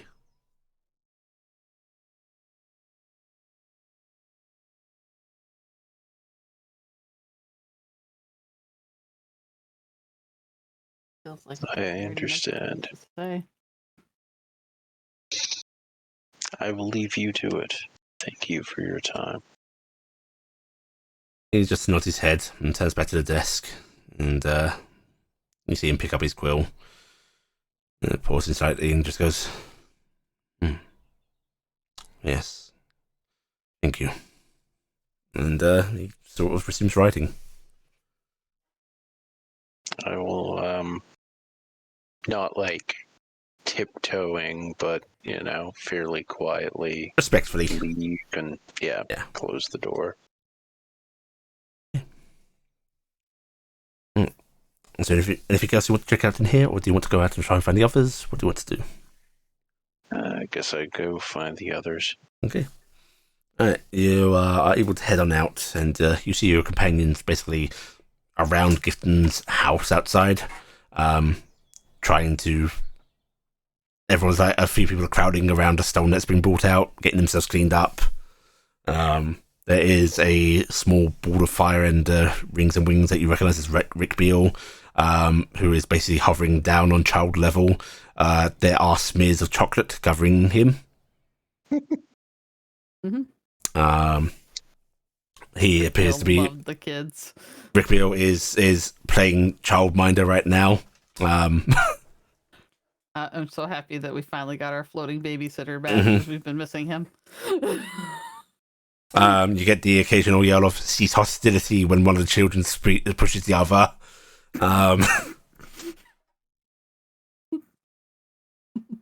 Yeah. There's two kids trying to climb on top of each other to form like a little like piggyback thing, and they're flapping their little wings and I'm Rick Beale. That's Shiva. Yeah, you're able to rejoin your companions. Tilde, we're gonna go pick up some furniture. We need to get a bed or two at least, and maybe some chairs and a table. All right. We'll say actually also at this point, a lot of the people that are doing in Traveller, some of the Familiarians, some of the company in Warforged and so on, are going to start filtering out. Because they don't need to stay cooped up. And as they are, Raziel just sort of looks upon it and shakes his head and goes, "This is such an odd turn of events, isn't it?" Oh? Very odd. It is a thing. very strange, huh? Yeah. Who'd have thought, right? Who would have thought it? Oh, let's go shopping, huh? Yep, let's go pick up some stuff. Okay, you're all able to head out into town. Now, do you like a firm? You know what kind she liked to lay on, so I'm relying on you for this information, even if it's like 8,000 years out of date. 10,000 years out of date. You want to know what kind of bed I like? Yes. Yes, I do like a firm mattress, although our selection here is... They don't quite have... They don't have the springy kind here, you know. What? No springy mattresses. No What? jumpy mattresses, Gifton. Maybe it's something you can invent. What's a springy mattress? You don't even know what you... I mean, it's gifted. She's really pretty much just had a sack with some grass in it. She doesn't understand. Oh I was dear. just say, is that what we have? Do we actually have spring mattresses? Most of you probably actually, since you became nobility, you might. They are the latest and greatest things. I don't believe that Gifton would have known. A spring to mattress ask is for very it. modern and very luxurious. It's not something Gifton probably would have ordered because it wouldn't have Mhm. even. She would have known what it was. It's not a product Brownie would tell you What? about. What is it? Is it? Does it smell like flowers? Is that why? No, it's spring? not spring. It's in the season. Spring, like a mechanism within a watch or a gun or. That would be really hard. No, see, Great combination. if you have a Does it large tick? array Does of it go them, they don't while tick. you're They're, sleeping? they're not part of any mechanism. You have a That was larger. part of a mechanism. No, in the other devices, they're part of a mechanism. Oh, Right, so he's going to try and explain what a spring mattress is to you, that I'll Which is never great. know. but which is great because he doesn't actually entirely know himself. It's a modern invention that he's never taken apart or seen created. He just knows the basic principle. And he never had one because Uh-huh. Raphael had a really cheap soldier Yep. salary. Yep. So, yeah, he's trying to explain something. He has no idea what it is. Yeah. Okay. So they put metal in the bed. Yes. Yes. She's gonna buy just like bits of metal and then scatter them No, within the this bed. metal plate didn't help. Right. So better how? There's something charming. What'd you fill it with? Knives! As you all head out, you can go do shopping. You can go visit certain areas that you can either get stuff custom ordered or there are pre-prepared beds and so on. Essentially, you're able to arrange any deliveries to someone that you need. Gifton's just gonna get adequate bedding for the beds because, Mhm. I'm pretty sure Rizem wants to not sleep on the floor Yes. anymore. Yeah. And we have no idea what custom would be and what our means are going to be, so we'll just get something kind of common. Yep. so. Yep. As you're all traveling about, you actually recognize Talol's illusionary form of Null. Walking along, flanked by another pair of Gnolls, and he looks like he's in over his head. The two Gnolls are quite a bit bigger than him, and are Grash! quite flirtatious. Grash! I was just say he just found a pair. Okay. He doesn't know that he's called Grash, but he recognizes your voice. I think he was Nash, but yeah. Just, No, he's forgotten that he's Nash! Nash. He looks at you catch his attention. And he looks over at you in confusion, and the other Gnolls sort of follow his gaze. And then you see his eyes light a bit, and he seems to turn and start trying to talk to them. And then he starts hovering towards you, but they follow him anyway. And he comes on over and goes, Gifton, yes, these fine ladies have been accompanying me. And that's good. and Very nice to meet you. the one of the Gnolls actually. Okay, Gifton probably doesn't like it as those teeth are shown. It's the Gnoll trying to simulate, the smiles of the other townsfolk. Yeah. She waves and goes, very nice to meet you. Yes. You I are a put friend of Nash? Yes, I put arm around Nash and pull him close. Yes, very good friend with Nash. He's so handsome and young. Why are you following him? Oh, handsome and young. Oh, yes. Offered to take him back to home. Oh, but he has work to do before he can play. Don't you, Nash? Yes, much work. Very, very busy indeed. So sorry that I am busy, but I am busy, with my busy work. What are your names? Where Nash find you later? I am Lisha. Lisha? And the other Gnoll just stares and let's have a small snort as she goes, I am Kresh. Kresh. Oh, You are very small. Yes, I am. That happens. We'll get Nash back to you at some point. Are you in the district that way? I'm kind of pointing vaguely where I think the gnolls were. Yep. Well, actually, Gifton. Yeah. I want a survival roll. See if you remember the direction. This is a good plan for me. Good I mean, times. it's a good stat for you. Yeah. Very I'm nice. good. Yeah, you pinpointed exactly.